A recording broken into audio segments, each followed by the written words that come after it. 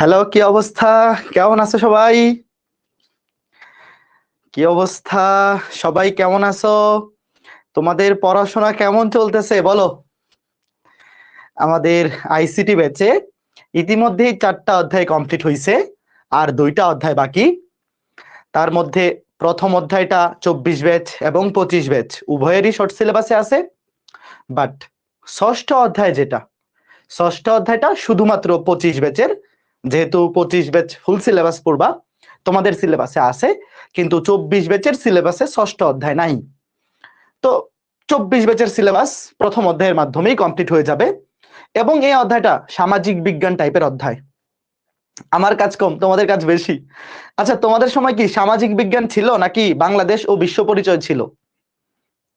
আমাদের সময় একটা বই ছিল নাম সামাজিক বিজ্ঞান, পরে শুনছিলাম যে ওটা নাকি নাম চেঞ্জ হয়ে গেছে, বাংলাদেশ ও বিশ্ব পরিচয় হয়ে গেছে। ওটা কি তোমরা সামাজিক বিজ্ঞান পাইছিলা? মনে হয় না। আচ্ছা, বিজিএস, হ্যাঁ, ঠিক আছে। এই অধ্যায়টা অনেকটা সামাজিক বিজ্ঞান। আমার কাজ হচ্ছে কতটুকু পড়তে হবে ওইটা ধরায় দেওয়া, কারণ এটা অনেক বড় একটা অধ্যায়। তুমি যদি মুজিবুর রহমান স্যারের বই, আমি মুজিবুর রহমান স্যারের বই থেকে টপিক গুলা দেখাই দেবো, বাট তুমি যেই রাইটারের বই ফলো করো কোনো সমস্যা নাই। তুমি যেই বই তোমার কলেজে যেই বইটা ফলো করে তুমি ওই বইটাই ফলো করো, কোনো সমস্যা নাই। আজকে ক্লাসে আমি খালি টপিক গুলা ধরাই দিব। প্রথম অধ্যায়ে ভাইয়া পড়ানোর চাইতে কি কি পড়তে হবে সেইটা ধরাই দেওয়া বেশি ইম্পর্টেন্ট, ওটাই আমার কাজ। তারপর তুমি নিজে পড়ে নিবা। প্রথম অধ্যায়ে তোমাকে ক্লাসে পড়ায়ে লাভ 25%, মানে টপিক গুলা ধরাই দেওয়া আমার কাজ। বাকি 75% তোমার নিজ দায়িত্বে বাসায় টপিক গুলা রিডিং করতে হবে। এবং এই অধ্যায়ের জন্য আমরা 2টা ক্লাস নিব, 2টা ক্লাসই মোর দেন এনাফ। আজকে ক্লাসে আমরা অর্ধেক পড়বো, আগামী ক্লাসে বাকি অর্ধেক। এবং আগামী ক্লাস কবে? বৃহস্পতিবারে। বৃহস্পতিবারে ক্লাসের পরে বাড়ির কাজ দিব। বাড়ির কাজ হবে সিকিউ এমসিকিউ। আমি মুজিবুর রহমান স্যারের বই থেকে এমসিকিউ এবং সিকিউ বাড়ির কাজ দিব ছবি তুলে। ওই সিকিউ এবং এমসিকিউ গুলো অবশ্যই সলভ করতে হবে, যেহেতু মুখস্থ ভিত্তিক অধ্যায়। এটা কিন্তু ওই যে মুখস্থ টাইপের সামাজিক বিজ্ঞান টাইপের অধ্যায়, কাজেই এখানে বুঝতে হবে কম, মানে বুঝতে হবে অবশ্যই, তার চেয়ে বেশি একটু মুখস্থ, স্টেপ মুখস্থ রাখা, এই সমস্ত জিনিসপত্র আছে। আচ্ছা, ঠিক আছে, লাইফে এই প্রথম বই দাগায়ে পড়াবো, নতুন এক্সপিরিয়েন্স। তোমরা কেমন আছো বলো? অভি ভাই বই দাগায়ে পড়াচ্ছে, হ্যাঁ, মানুষ যদি শোনে কেউ বিশ্বাস করবে না। প্রথম অধ্যায়টা এরকমই মেডিকেল টাইপের। এই কার কার ড্রিম মেডিকেল বলো তো? যাদের টার্গেট মেডিকেল, মেডিকেল অ্যাডমিশন বেচে কিন্তু ভাইয়ারা এভাবে পড়ায়, বই দাগায় দাগায় পড়ায়। তো আমারও বই দাগায় পড়ানো লাগতেছে, অনেকে শুনলে অবাক হবে। বাট এই অধ্যায়টা এরকমই। শোনো, এই অধ্যায়ে কিন্তু আমার কাজ খুবই অল্প, তোমার বাসায় পড়তে হবে। এই অধ্যায়ে আমার কাজ খুবই কম, আমি খালি টপিক গুলা ধরাই দিব, যে কোন কোন টপিক বেশি ইম্পর্টেন্ট, কোন কোন টপিক থেকে সৃজনশীল আসবে, এবং কোন টাইপ গুলা, কোন জিনিসগুলো এমসিকিউতে আসবে। তারপরে তুমি নিজে বইটা নিয়ে পড়তে বসবা। আজকে আমরা অর্ধেক পড়বো, মুজিবুর রহমান স্যারের বই থেকে পড়বো। মুজিবুর রহমান স্যারের বইয়ে মোট 70 পেজের মতো আছে এই অধ্যায়। তুমি যদি অন্য কোনো বই ফলো করো কোনো সমস্যা নাই, তুমি খালি টপিকের নামগুলো লিখে রাখবা, তারপর ওই বই থেকে পড়বা, কোনো সমস্যা নাই। এগুলা নিজের ভাষায় লিখতে হবে, লাস্টে আগে পড়তে হবে যে কি কি আছে, জিনিসগুলা কি কি মিন করে, তারপরে লিখার সময় একটু একটু নিজের ভাষায় লিখা লাগে। এগুলা সামাজিক বিজ্ঞানে যেমন লিখতে অমনে। বাট আমি তোমাদেরকে সাজেস্ট করব যে ভাই, এই অধ্যায় থেকে রিটেন অ্যান্সার করতে গেলে কিন্তু তুমি 10-এ 10 পাবা না, মনে রাখবা। ধরো আমি 6টা অধ্যায় মিলেই বলি, 6টা অধ্যায় থেকে সৃজনশীল থাকবে 8টা, তোমার অ্যান্সার করতে হবে 5টা। তো এখান থেকে সবচেয়ে বেশি নাম্বার পাওয়া যাবে অধ্যায় 3, 4, 5, 6। এই 4টা অধ্যায় থেকে তুমি যদি অ্যান্সার করো 10-এ 10 পাওয়ার চান্স অনেক বেশি। কিন্তু প্রথম অধ্যায় এবং দ্বিতীয় অধ্যায় থেকেও অ্যান্সার করলে 10-এ 10 পাওয়ার চান্স আছে, বাট প্রথম অধ্যায় থেকে তুমি যত ভালো অ্যান্সারই করো, আমার মনে হয় না যে 10-এ 10 দিবে, 10-এ 8 বা 9। যেমন সামাজিক বিজ্ঞানে যখন সৃজনশীল লিখতা, 10-এ 10 কি দিত? নর্মালি তো 10-এ 10 দেয় না। তুমি ভালো লিখলা, ধরো তুমি অনেক ভালো লিখলা, তাও 10-এ কত 8 বা 10-এ 9 এরকম নাম্বার দিত, তাই না? তো এই অধ্যায়টা হচ্ছে এরকম। তো যারা 25 ব্যাচ বা 24 ব্যাচ যেই ব্যাচেরই হোক না কেন, তুমি যখন পরীক্ষা অ্যান্সার করবা, তোমার যদি টার্গেট থাকে আইসিটিতে রিটেনে 50-এ 50 পাওয়ার, তাহলে আমি তোমাদেরকে বলবো প্রথম অধ্যায় থেকে সৃজনশীল অ্যান্সার করার দরকার নাই। তুমি অধ্যায় 3, 4, 5, 6 ওগুলা থেকে আগে অ্যান্সার করো, যদি ওগুলা কমন পড়ে। আবার যদি ওগুলাই না পারো, তাহলে আর ওগুলা অ্যান্সার কেমনে করবা? মানে এটা হচ্ছে তোমার বিপদের দিনের সাথী। ধরো যে অধ্যায় 3, 4, 5 ওখান থেকে সৃজনশীল গুলো তুমি খুব ভালো পারতেছো না, হইতে পারে যে একটা গ কমন পড়ে নাই বা একটা ঘ কমন পড়ে নাই, হইতে পারে। তখন তুমি প্রথম অধ্যায় থেকে অ্যান্সার করবা, 10-এ 8 বা 9 পেয়ে গেলা। সামাজিক বিজ্ঞানের মতো জিনিসপত্র সবগুলা টপিক যদি একবার পড়ে যাও তাইলে পরীক্ষা অ্যান্সার করে আসতে পারবা। হ্যাঁ ঠিক আছে, ক্লাস কিচ্ছু করা লাগবে না, আমি যতটুকু লিখতে বলো অতটুকু লিখবা। হ্যাঁ রোকন মিয়া শোনো, আজকে ক্লাসটা হচ্ছে আমি খালি টপিক গুলা বলে দিব, কোন টপিক গুলা কি কি ইম্পর্টেন্ট, কতটুকু পড়তে হবে, কারণ এটা প্রথম অধ্যায় পুরাটাই মুখস্থ টাইপের জিনিস, 70 পেজ আছে। তো 70 পেজ তো তোমার দ্বারা মুখস্থ করা সম্ভব না, শুধু শুধু একটা সৃজনশীলের জন্য তুমি 70 পেজ মুখস্থ করতে যাবা? কি হলো? ও আচ্ছা, তোমাদেরকে বলি আজকে কিন্তু নতুন স্মার্ট বোর্ড নিয়ে আসছি। এটা নতুন স্মার্ট বোর্ড, আজকে তোমাদেরই প্রথম ক্লাস, সন্ধ্যাবেলা ইনস্টল করে দিয়ে গেছে। আগের স্মার্ট বোর্ডটা মাঝে মধ্যে হ্যাং হয়ে যাইতো। তো তোমাদের এই আইসিটির প্রথম অধ্যায়ের ক্লাসের মাধ্যমে নতুন স্মার্ট বোর্ডের উদ্বোধন হচ্ছে। আমি এখনো টাইম গুলাও সেট করতে পারিনি, দেখো এখনো কিন্তু টাইম দেখাচ্ছে 6টা 6, বাট বাজে তো 8টা 6। তো নতুন স্মার্ট বোর্ডে তোমাদের ক্লাস দিয়ে উদ্বোধন করতেছি, সবাই দোয়া করে দাও এই স্মার্ট বোর্ডের সাথে বেশি দিন চলে। আগেরটা কিন্তু স্লো হয়ে গেছে মাত্র 1 বছরে। ঠিক আছে, হ্যাঁ চলো শুরু করি। তো দেখো প্রথম অধ্যায় টপিক গুলো আগে দেখো, লিখতে হবে না, কি কি লিখতে হবে আমি বলে দিব। এটা হচ্ছে প্রথম অধ্যায়, নাম কি? তথ্য ও যোগাযোগ প্রযুক্তি। আমাদের আইসিটি বইয়ের নামই তো তথ্য ও যোগাযোগ প্রযুক্তি বই, রাইট? এখন এই অধ্যায়ের নাম কি? তথ্য ও যোগাযোগ প্রযুক্তি বিশ্ব ও বাংলাদেশ প্রেক্ষিত। অধ্যায়ের নাম কি? এটা পরীক্ষায় আসবে না। তো পরীক্ষায় কি কি আসবে দেখো, আমি টপিক গুলা দেখি। দেখো এখানে কি কি টপিক আছে একটু দেখো। বিশ্বগ্রামের ধারণা, তারপর বিশ্বগ্রামের ধারণার মধ্যে অনেকগুলা দেখো উপাদান আছে, যোগাযোগ, কর্মসংস্থান, শিক্ষা, স্বাস্থ্যসেবা, গবেষণা, অফিস, বাসস্থান, ব্যবসা বাণিজ্য, সংবাদ। টপিক গুলার নাম শুনেই বুঝতেছো যে মনের বাঁধুরি দিয়া বানায় লিখতে হবে। বানায় লিখার তো একটা বেসিক জিনিস জানা লাগবে, ওই জিনিসগুলো আমি ক্লাসে বলে দিব। তারপরে দেখো ভার্চুয়াল রিয়েলিটি, এই ওয়ার্ডটার সাথে কে কে পরিচিত বলো তো?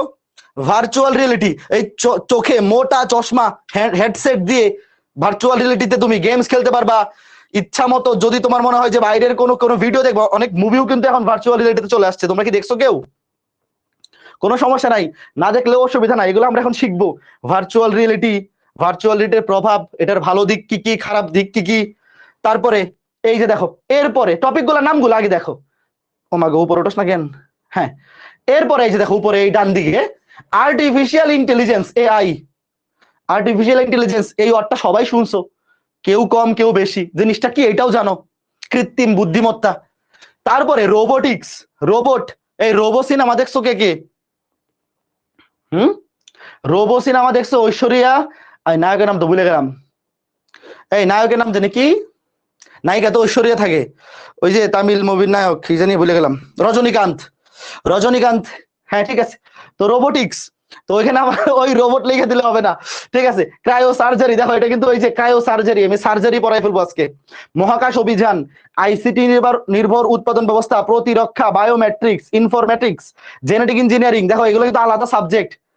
জেনেটিক ইঞ্জিনিয়ারিং ঢাকা ইউনিভার্সিটিতে আলাদা একটা সাবজেক্টই আছে, ন্যানো টেকনোলজি এটা আলাদা একটা সাবজেক্ট। তারপরে আমরা বুঝতেছো এখানে এই যে রোবোটিক্স, শোনো আর্টিফিশিয়াল ইন্টেলিজেন্স, এইটাকে তুমি আলাদা একটা ক্ষেত্র হিসেবে মনে করো, আর্টিফিশিয়াল ইন্টেলিজেন্স নিয়ে তুমি পিএইচডি করতে পারবা, 4-5 বছর পড়াশোনা করতে পারবা আলাদা করে। রোবোটিক্স, এই সেম এই রোবোটিক্স নিয়ে তুমি 4-5 বছরের পিএইচডি করতে পারবা। তারপরে এই যে biometrics, bio informatics, genetic engineering, nano technology. তার মানে এই প্রথম অধ্যায়ে যে টপিক গুলা নাম দেখতে পারতেছো, এগুলা ভবিষ্যতে তুমি যখন ইঞ্জিনিয়ারিং পড়বা বা ইউনিভার্সিটিতে পড়বা বা পিএইচডি করতে যাবা, এই টপিক গুলা এক একটা 4-5 বছরের কোর্স আছে। তো আমরা যখন এইচএসসি তে লিখবো, আমরা কি এগুলা 4-5 বছরের কোর্স পড়তে যাবো? এখন এই রোবোটিক্স, রোবোটিক্স সম্পর্কে যতটুকু দরকার, রোবোটিক্স কাকে বলে, এটার মধ্যে কি কি হয়, এটার ব্যবহার, ভালো দিক, খারাপ দিক, এগুলা আমরা এগুলা পড়বো। তুমি এখন এটার ভিতরে একদম ভিতরে ঢুইকা ওই মনে করে যে 4-5 দিন লাগায় এগুলো পড়া দরকার নাই, জাস্ট রিডিং, ভালো দিক কি, খারাপ দিক কি, কি কি ব্যবহার করা হয়, কেমনে কি হয়, এতটুকুই। বুঝতেছো? মনে করো যে এখানে জেনেটিক ইঞ্জিনিয়ারিং, এখন তুমি যদি জেনেটিক ইঞ্জিনিয়ারিং কি এটার ভিতরে ঢুকো, তাহলে তো আলাদা করে 7-8 দিন পড়া লাগবে শুধু জেনেটিক ইঞ্জিনিয়ারিং, দরকার নাই। আমরা জাস্ট যতটুকু দরকার অতটুকু পড়বো। তো আজকে ক্লাসে আমরা অর্ধেক পড়বো, এই বইয়ে মোট 70 পেজের মতো আছে, তো আজকে ক্লাসে হয়তো আমরা 40 পেজের মতো পড়বো, ঠিক আছে। তো চলো আমরা বইটাতে একটু দেখি বইটা কেমন দেখতে।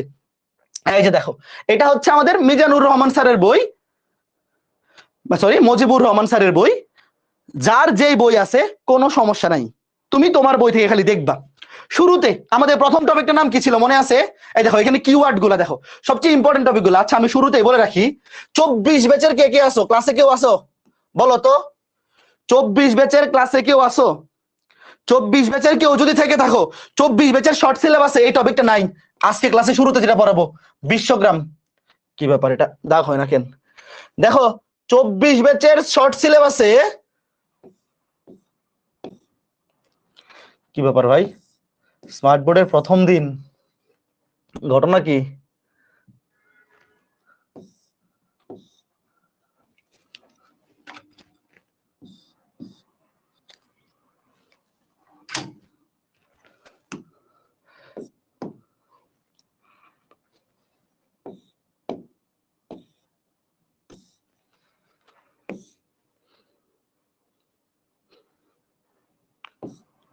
ব্যাপার কি?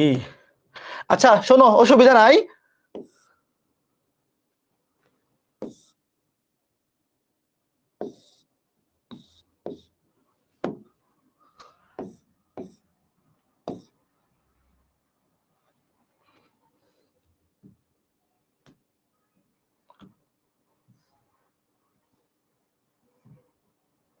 হ্যাং হয়ে গেল নাকি?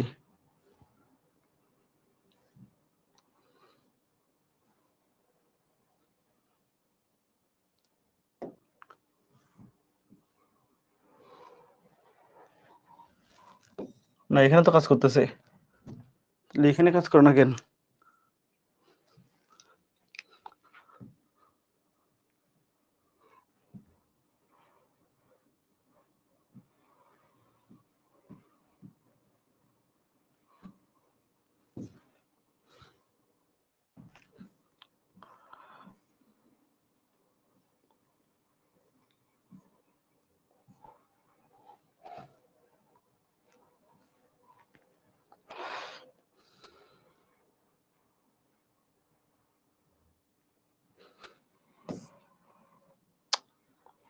আচ্ছা অসুবিধা নাই, দাঁড়াও একটু ওয়েট, এটা হচ্ছেটা কি?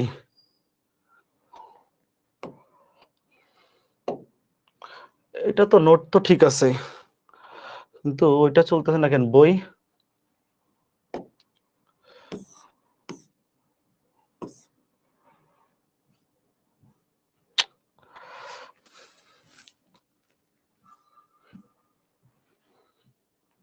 কি হইলো? এটা ঝাপসা হয়ে গেল কেন? আচ্ছা একটু ওয়েট করো, একটু ওয়েট করো, নতুন স্মার্ট বোর্ড, আজকে প্রথম ক্লাস, এটা এতক্ষণ তো ঠিক ছিল। ওয়েট ওয়েট ওয়েট, একটু ওয়েট, একটু ওয়েট। হ্যাঁ এবার এবার ঠিক আসছে। আচ্ছা 24 ব্যাচের শর্ট সিলেবাসে এই বিশ্বগ্রাম এই টপিকটা নাই। হ্যাঁ এবার ঠিক আছে, 24 ব্যাচের শর্ট সিলেবাসে বিশ্বগ্রাম এই টপিকটা নাই। কাজেই 24 ব্যাচের যারা আছো তোমরা ভার্চুয়াল রিয়েলিটি থেকে শুরু করবা। আপাতত প্রথম টপিকটা শুধু 25 ব্যাচের জন্য, ঠিক আছে? তো চলো দেখো, এই যে শুরুতে এই যে এইগুলো হচ্ছে টপিক, 1 2 3 4 5 6 7 8 9 10 11টা, মোট 11টা টপিক আছে। আমরা এই 11টা টপিক পড়বো এই অধ্যায় থেকে। এই 11টা টপিক থেকে সিকিউ বলো এমসিকিউ বলো সবকিছু আসবে।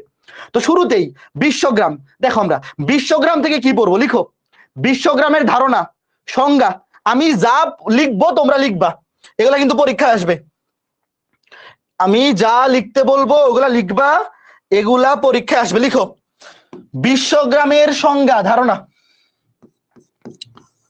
বিশ্বগ্রাম কি, বিশ্বগ্রামের ধারণা। টপিক গুলো জাস্ট লিখে নাও, বিশ্বগ্রামের সংজ্ঞা বা বিশ্বগ্রামের ধারণা, বিশ্বগ্রামের ধারণা, জাস্ট সংজ্ঞা পড়বা, বিশ্বগ্রামের ধারণা। দেখো বিশ্বগ্রাম জিনিসটা কি, তোমরা খালি এই টপিক গুলা লিখো, এগুলা সবগুলা সংজ্ঞা বইয়ে আছে, চিন্তার কিছু নাই। তো শুরুতে তোমরা খাতার মধ্যে লিখো বিশ্বগ্রামের ধারণা। বিশ্বগ্রাম জিনিসটা কি, নাম শুনে কি মনে হয়? দেখো নাম শুনে কি মনে হচ্ছে বিশ্বগ্রাম জিনিসটা কি? দেখো আমি একদম সহজ ভাষায় বলি, বিশ্বগ্রাম মানে হচ্ছে, গ্রাম মানে কি? একটা ছোট এলাকা, গ্রামের মধ্যে যারা বাস করে সবার মধ্যে কি দৈনন্দিন কথা হয় বা দেখা হয়, একজন কি করতেছে আরেকজন জানে। তো এই যে বর্তমান তথ্য প্রযুক্তির যে যুগ, মোবাইল ফোন ইন্টারনেটের মাধ্যমে একদম আমরা এই বাংলাদেশে বসে সারা বিশ্বে কি হচ্ছে সবকিছু জানতে পারি না? বলো, এই পৃথিবীর এই কোণা থেকে ওই কোণায় সারা বিশ্বে কি হচ্ছে না হচ্ছে, আমার কাছে মনে হয় না যে আমি এখানে বসে আমেরিকায় কি ঘটতেছে আমি জানতে পারতেছি, এখানে বসে মনে করো যে এই রাশিয়াতে কি হচ্ছে এটাও আমি জানতে পারতেছি।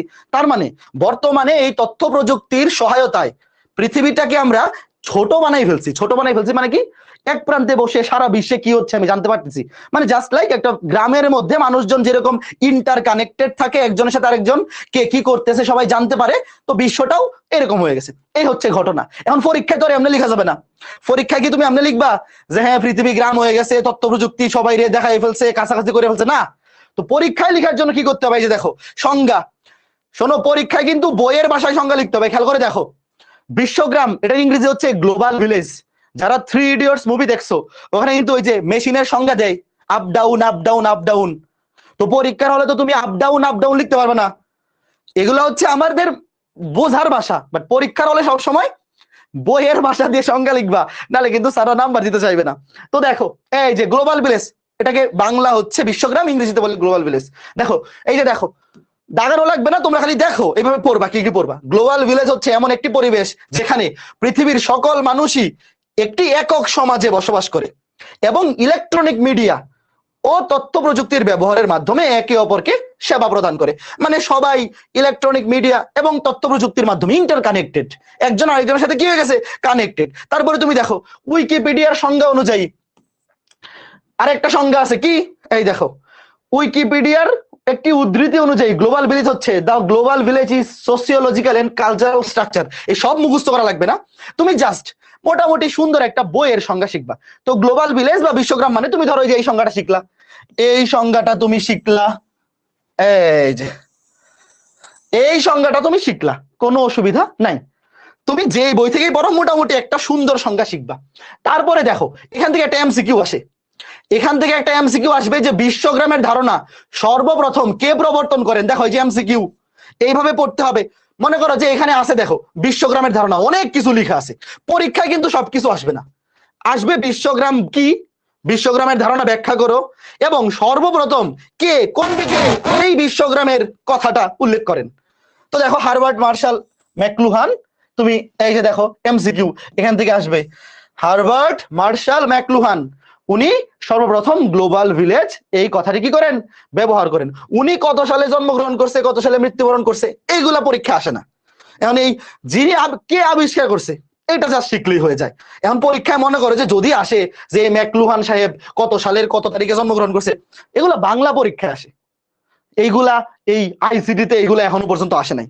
তারপরে তুমি একটু রিডিং পড়বা, জাস্ট একবার রিডিং পড়ে গেলা যে এখানে এই যে দেখো সময় ও দূরত্ব সংকুচিত হয়ে যাচ্ছে, কমিউনিকেশন এত ভালো হয়ে গেছে যে একদম এখান থেকে বসে মনে হবে যে তুমি এখন ফেসবুকে ঢুকলা, আমেরিকায় কি হচ্ছে তুমি চাইলে জানতে পারবা। ধরো আমেরিকায় একটা খেলা হচ্ছে, তুমি এখানে বসে খেলা দেখতে পারতেছো, মানে দূরত্ব আমরা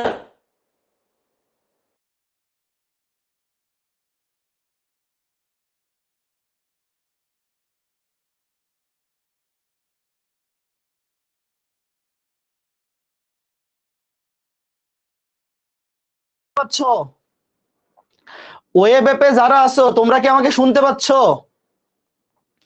ঘটনা কি, প্রথম দিন নতুন স্মার্টবোর্ড দিয়ে ক্লাস নিতে আসলাম, একবার স্মার্টবোর্ড ঝামেলা করে একবার ওয়েব ঝামেলা করে। হ্যাঁ ঠিক আছে, তো দেখো এই যে বিশ্বগ্রাম থেকে 3টা জিনিস পড়বা, বাকিগুলা পড়তে না করতেছি না। শুরুতে দেখো, শুরুতে পড়বা কি বিশ্বগ্রামের ধারণা, তারপরে বিজ্ঞানী কোন বিজ্ঞানী আবিষ্কার করছে ওটা লিখলাম না, বিশ্বগ্রামের ধারণা এবং আবিষ্কারকের নাম। শোনো এগুলো জাস্ট বোঝানোর জন্য লিখতেছি যে কোন টাইপগুলো পড়বা, কারণ এই 70 পৃষ্ঠা তো তুমি আর ডিরেক্ট মুখস্থ করে মনে রাখতে পারবে না। আবিষ্কারকের নাম পড়বা, তারপরে বিশ্বগ্রাম এবং বিশ্বায়নের পার্থক্য, এই দুইটা শব্দ যেহেতু কাছাকাছি আসতে পারে, বিশ্বগ্রাম এবং বিশ্বায়ন, বিশ্বগ্রাম এবং বিশ্বায়ন এই দুইটা টপিকের সংজ্ঞা মনে রাখবা, কারণ পরীক্ষা দিতে পারে এমসিকিউ রিটেন সরি খ নাম্বারে, খ নাম্বার প্রশ্নে আসতে পারে যে বিশ্বগ্রাম এবং বিশ্বায়ন দুটো কি একই জিনিস নাকি আলাদা জিনিস। তো তোমাকে একটু ব্যাখ্যা করতে হইতে পারে। তারপরে খেয়াল করে দেখো, মানে একটা টপিক কিভাবে পড়বা, এই অধ্যায়ের টপিকগুলো আমি সবগুলো এইভাবে লিখে লিখে দেবো, কোনো চিন্তা নাই। এরপরে দেখো, এই দেখো, তথ্য যোগাযোগ প্রযুক্তির ফলে গ্লোবাল ভিলেজ হয়ে গেছে, মানে সারা বিশ্বটা এখন একটা গ্রামের মতো কাছাকাছি চলে আসছে। দেখো, তোমার দেখে মনে হইতে পারে যে তোমার হাতের মুঠোয় বিশ্ব, কারণ সারা বিশ্বে কি হইতেছে সেই সকল খবর তোমার এখন হাতের মধ্যেই আছে, হাতের মধ্যেই চলে আসছে। তো এই যে দেখো, গ্লোবাল ভিলেজের গুরুত্বপূর্ণ কিছু সুবিধা, সারা পৃথিবী মানুষের হাতের মুঠোয় চলে এসেছে। এই যে ঘটনা দেখো, সারা পৃথিবী মানুষের কি হয়ে গেছে, হাতের মুঠোয়। মানে এগুলা তো রিডিং পড়ানোর জিনিস, এগুলো নিজেরা পড়বা, রিডিং করবা। একটু পরেই দেখাবো যে বিশ্বকর্মের ফলে সুবিধা এবং অসুবিধা। দেখো এই যে এখন পড়তে হবে কি, দেখো শুরুতে এই যে এগুলো হচ্ছে বিশ্বকর্মের সুবিধা, এই যে বিশ্বগ্রামের সুবিধাগুলা। এই যে দেখো, ব্যবসা বাণিজ্যে প্রসার ঘটেছে, কথা সত্য। মানুষের কাজের দক্ষতা এবং গতি বৃদ্ধি পাচ্ছে, ব্যবসা বাণিজ্যের প্রসার ঘটতেছে, অনলাইনে library, online university, online video tutorial, এই যে অনলাইনে যে পড়াইতেছে এই পুরাটাই তো বিশ্বগ্রামের সুবিধার ফলে, তাই না? দেখো, ঘরে বসেই উন্নত স্বাস্থ্য সেবা নেওয়া যায় বিশ্বগ্রামের ফলে। তুমি ঘরে বসে বিশেষজ্ঞ ডাক্তার দেখাইতে পারো, এই পারো না? এগুলা তো ভাই নিজের পড়তে হবে। এই যে দেখো, তার মানে এখান থেকে তোমার কি কি পড়তে হবে, বিশ্বগ্রামের সুবিধা সমূহ। কি কি পড়তে হবে, বিশ্বগ্রামের সুফল বা ইতিবাচক দিক, বিশ্বগ্রামের সুফল, লিখো বিশ্বগ্রামের সুফল বা ইতিবাচক, একই কথা, পরীক্ষায় সুফল বলুক বা ইতিবাচক বলুক কথা একই। ইতিবাচক দিক সমূহ একটু রিডিং পড়ে রাখবা, পরীক্ষা হলে বানায় লিখতে পারবা, সমস্যা নাই। এই যে দেখো, এইরকম আরো অনেকগুলো আছে, মোটামুটি ভালো কয়েকটা, মিনিমাম 10-12টা লিখবা যদি ঘ নাম্বারে আসে। 10-12টা, এগুলো তো লিখার কোনো অভাব নাই ভাই। বিশ্বগ্রামের সুবিধা লিখতে বললে আমার তো মনে একটা রচনা লিখে ফেলতে পারা উচিত। বাংলা দ্বিতীয়তে যদি পরীক্ষা আসে বিশ্বগ্রাম একটা রচনা, তুমি যদি পরীক্ষায় ঘ নাম্বারে আসে মিনিমাম 2-3 পাতা লিখে দিয়ে আসবা, সময় তো থাকেই, আইসিডিতে তো সময় নিয়ে অভাব নাই, একটু বড় করে লিখবা, ঠিক আছে? Okay fine. এরপরে দেখো, এই যে দেখো, বিশ্বগ্রাম যেখানেই সুবিধা আছে এখানে অসুবিধা আছে। এই দেখো, বিশ্বগ্রামের কুফল, এগুলা কিন্তু পরীক্ষা আসবে। এই যে কুফল, বিশ্বগ্রামের কি কুফল গুলা এনে আছে, যত খুশি তুমি এখানে যেগুলো আছে এগুলাই লিখতে হবে এরকম না, তুমি আরো বানায় বানায় বনায় যতটুকু লেখা যায় মিনিমাম যতটুকু দরকার লিখে দিয়ে আসবা। কুফল বা নেতিবাচক, বিশ্বগ্রামের কুফল, এই 24 ব্যাচের কিন্তু এইগুলো শর্ট সিলেবাসে নাই, বিশ্বগ্রাম নাই। বানান তো ভুলে গেছি, নেতিবাচক দিক সমূহ। তাই দেখো, বিশ্বগ্রাম থেকে আমরা প্রথমে বিশ্বগ্রামের ধারণা পড়বো, সংজ্ঞা পড়বো, এটা ক নাম্বারে আসতে পারে, খ নাম্বারে আসতে পারে, মিনিমাম 4-5 লাইন পড়বো। আবিষ্কারকের নাম, বিশ্বগ্রাম এবং বিশ্বায়নের পার্থক্য আসতে পারে, বা এই দুটার মধ্যে সিমিলারিটিও আসতে পারে, সিমিলারিটি কম, পার্থক্যটাই বেশি আসবে, বা আসবে যে একই জিনিস কিনা, সুফল এবং কুফল। এরপরে দেখো, বিশ্বগ্রাম প্রতিষ্ঠার উপাদান সমূহ, কই, এই যে এইখানে দেখো, গেল সুফল, গেল কুফল, গেল সুফল, গেল কুফল, গেল। এরপরে পরে যাই, খেয়াল করে দেখো, এই যে বিশ্বগ্রাম প্রতিষ্ঠার উপাদান সমূহ, এটা পরীক্ষা আসতে পারে। দেখো, বিশ্বগ্রাম প্রতিষ্ঠার উপাদান সমূহ লিখো, এটা একটা টপিক। 4টা উপাদান আছে, হার্ডওয়্যার, সরি 5টা, হার্ডওয়্যার, সফটওয়্যার, নেটওয়ার্ক, ডেটা, মানুষের সক্ষমতা ও সচেতনতা। তো বিশ্বগ্রাম প্রতিষ্ঠার উপাদান সমূহ লিখো, এটা একটা টপিক, পরীক্ষা আসবে। বিশ্বগ্রাম প্রতিষ্ঠার, জাস্ট টপিক গুলার নাম লিখো, তারপরে আজকে ক্লাসের পর নিজে বাসায় বইসা তুমি যেই বই পড়ো ওই বই থেকে এগুলা পড়বা, এগুলা পরীক্ষায় সৃজনশীলে আসতে পারে। বিশ্বগ্রাম প্রতিষ্ঠার উপাদান সমূহ, মোট 5টা উপাদান এই বইয়ে আছে। দেখো, এই যে কি কি উপাদান আছে দেখো, হার্ডওয়্যার, সফটওয়্যার। এই হার্ডওয়্যার কি জিনিস, হার্ডওয়্যার দেখো, আগে দেখো, হার্ডওয়্যার, সফটওয়্যার, নেটওয়ার্ক,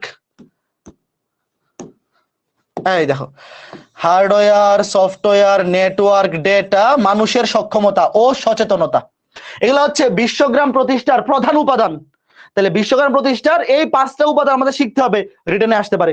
তোমাকে একটা উদ্দীপক বানায় দিবে, উদ্দীপকে বোঝায় দিবে যে এখানে বিশ্বগ্রামের কথা বলা হচ্ছে, তখন তোমাকে প্রশ্নে বলবে যে উদ্দীপকে যেই ধারণার কথা বলা হয়েছে সেটি প্রতিষ্ঠার উপাদান সমূহ ব্যাখ্যা করো। তো হার্ডওয়্যার মানে হচ্ছে আমাদের ডিভাইস সমূহ, ডিজিটাল ডিভাইস, দেখো হার্ডওয়্যার মানে হচ্ছে এই যে আমরা যে ডিজিটাল ডিভাইস গুলো ইউজ করি, যেগুলোর মাধ্যমে এই তথ্য এবং মানে যে ডিভাইস গুলোর মাধ্যমে বিশ্বগ্রাম মানে একজন আরেকজনের সাথে কানেক্টেড থাকি। কি কি বলো, কি কি আছে? যেমন এই যে দেখো মোবাইল, স্মার্টফোন, দেখো মোবাইল ফোন স্মার্টফোন তো একই কথা, মোবাইল ফোন স্মার্টফোন আলাদা করে বলছে, কম্পিউটার, অন্যান্য রেডিও, টেলিভিশন, স্যাটেলাইট। দেখো যে সমস্ত যন্ত্রপাতির বা যে সমস্ত ডিভাইস ইউজ করে আমরা একজন আরেকজনের সাথে মানে এই পৃথিবীর সকল মানুষের সাথে আমরা কানেক্টেড হয়েছি, এই ডিভাইস গুলাকে আমরা বলতেছি হার্ডওয়্যার। তারপরে সফটওয়্যার মানে তো বোঝোই, এই যে অপারেটিং সিস্টেম, ব্রাউজিং সফটওয়্যার, যে সফটওয়্যার কমিউনিকেশন সফটওয়্যার, প্রোগ্রামিং ভাষা, আমরা যেই প্রোগ্রামিং করো, প্রোগ্রামিং তো তোমরা পড়ে ফেলছো, যে ভাষাগুলো আছে প্রত্যেকটাকে আমরা একটা সফটওয়্যার। ব্রাউজিং সফটওয়্যার, তোমরা যে ব্রাউজিং করো গুগল ক্রোম তো সবাই চেনো, একটা ব্রাউজিং সফটওয়্যার। এই সমস্ত জিনিসগুলোকে বলে সফটওয়্যার। তারপরে এক লাইন করে লিখবা বা 2 লাইন করে। তারপরে হচ্ছে কানেক্টিভিটি, ইন্টারনেট, এই যে দেখো নেটওয়ার্ক লাগবে, ইন্টারনেট কানেক্টিভিটি লাগবে, খেয়াল করে দেখো। তারপরে কি লাগবে, এই যে দেখো এই যে নিরাপদ, আচ্ছা এগুলো একটু রিডিং পড়বা। বিশ্বগ্রামের মেরুদণ্ড হলো নেটওয়ার্ক বা কানেক্টিভিটি, কানেক্টেড থাকা লাগবে, নেটওয়ার্ক থাকা লাগবে। তারপরে এই পরীক্ষায় এইরকম আসবে না যে মেরুদণ্ড কি, এত লাইন বাই লাইন পড়া লাগবে না। তোমাকে বলছে দেখো নিরাপদ তথ্য, এগুলো এমসিকিউতে আসার সম্ভাবনা কম, বাট দিতে পারে। নিরাপদ তথ্য আদান প্রদানই হচ্ছে বিশ্বগ্রামের মূল ভিত্তি। তোমাকে বলতে পারে বিশ্বগ্রামের মূল ভিত্তি কি, বাট এভাবে লাইন টু লাইন জিনিস আসার সম্ভাবনা কম, কারণ এই জিনিসগুলা তো এক এক বইয়ে এক এক রকম ব্যাখ্যা দেয়। বাট যেগুলো একদম পিন পয়েন্ট জিনিস, ওগুলা মনে রাখতে হবে। ওকে ফাইন, ঠিক আছে। কে কি বলতেছো? হ্যাঁ ঠিক আছে, ওকে ফাইন, এগুলা নিজেরা রিডিং করে নিবা। ঠিক আছে, এরপরে দেখো এই যে বাকি টাইপ গুলা। কি ব্যাপার ভাই, টাকা দিয়ে কি পুরান স্মার্টবোর্ড দিয়ে দিল নাকি, একটু পর বন্ধ হয়ে যায়, বুঝতেছি না। হ্যাঁ দেখো হার্ডওয়্যার গেল, সফটওয়্যার গেল, নেটওয়ার্ক গেল, তারপর ডেটা, তারপর হচ্ছে মানুষের সক্ষমতা। দেখো এই যে ডেটা কি জিনিস, ডেটা হচ্ছে র মেটেরিয়াল। আচ্ছা ডেটা আর তথ্যের মধ্যে পার্থক্য জানো? ডেটা আর তথ্য এই দুইটার মধ্যে পার্থক্য কি? ডেটা আর ইনফরমেশন। ডেটা ইংরেজি হচ্ছে ডেটা, আর ইনফরমেশন মানে হচ্ছে তথ্য। ডেটা মানে হচ্ছে যেটা র, মানে এখনো প্রক্রিয়াজাতকরণ করা হয়নি। মনে করো যে কি বলা যায়, তুমি মনে করো যে তুমি আখ উৎপাদন করছো, তো এই যখন উৎপাদন করছো তখনও তো এটা চিনি হয়ে যায় নাই, ওইটাকে প্রক্রিয়াজাত করার পরে ওটাকে আমরা চিনি বানাইছি, আখ থেকেই তো চিনি বানানো হয়। তো ডেটা মানে হচ্ছে দেখো বিশৃঙ্খল, মানে এটা এখনো প্রসেসিং করা হয় নাই, অনেকগুলা ডেটাকে একসাথে প্রসেস করে সেটাকে তথ্য আকারে প্রকাশ করা হয়। মনে করো যে আমি বললাম কি বলে, আমি একজন শিক্ষক, আলাদা করে আমি এটা একটা ডেটা, একজন এটা একটা ডেটা, শিক্ষক এটা একটা ডেটা, প্রত্যেকে আলাদা আলাদা একটা ডেটা। এই তিনটা জিনিসকে একসাথে করে আমি বললাম আমি একজন শিক্ষক, পুরা লাইনটা হচ্ছে একটা তথ্য। বুঝতে পারছো? আমি যদি তোমাকে শুধু এতটুকু বলি আমি, এটা কিন্তু তথ্য হইলো না। একজন, এটাও কোনো তথ্য হইলো না, এটা প্রত্যেকটা একটা ডেটা। যখন অনেকগুলা ডেটা দিয়ে আমি একটা তথ্য প্রকাশ করবো, মানে একটা কিছু তোমাকে বোঝাবো যে আমি একজন শিক্ষক, তখন এই পুরাটা হবে একটা তথ্য। তার মানে ডেটা মানে হচ্ছে সাজানো নয়, মানে বিশৃঙ্খল, মানে র মেটেরিয়াল, মানে যেটাকে আমরা বলি ডেটাকে প্রসেসিং করার মাধ্যমেই ইনফরমেশন বা তথ্যে পরিণত করা হয়। যে এটা একটা এমসিকিউ হইতে পারে, ডেটা কিন্তু সুবিন্যস্ত কিছু নয়, ডেটাকে সুবিন্যস্ত করে ইনফরমেশন বা তথ্যে কনভার্ট করা হয়। তারপরে মানুষের সক্ষমতা ও সচেতনতা। আচ্ছা একটা জিনিস খেয়াল করে দেখো তো, মনে করো তোমার কাছে সবগুলাই আছে, তুমি বিশ্বগ্রাম প্রতিষ্ঠা করবা, তোমার কাছে হার্ডওয়্যার আছে, তোমার কাছে ধরো কম্পিউটার আছে, হার্ডওয়্যার মানে ধরো কম্পিউটার আছে, সফটওয়্যার ধরো ব্রাউজিং সফটওয়্যার বা প্রোগ্রামিং সফটওয়্যার তোমার কাছে আছে, নেটওয়ার্ক আছে তোমার কাছে, ডেটা আছে, কিন্তু তোমার সক্ষমতা নাই, তুমি এগুলা চালাইতে পারো না, তাইলে হবে বলো? ভাই তোমার আগে ডিভাইস লাগবে, তুমি এভাবে চিন্তা করবা, তোমার ডিভাইস লাগবে, তারপরে সফটওয়্যার লাগবে, তারপরে নেটওয়ার্ক ধরো ইন্টারনেট লাগবে, তারপরে ডেটা লাগবে, নাহলে তুমি কি তথ্য দিবা? তোমার কাছে সবই আছে, তুমি কোনো তথ্য দিতে পারো না, লাভ হবে? হবে না। এখন কথা হচ্ছে তোমার কাছে সবই আছে কিন্তু তুমি সক্ষম না, তুমি কম্পিউটার চালাইতে পারো না, হবে না।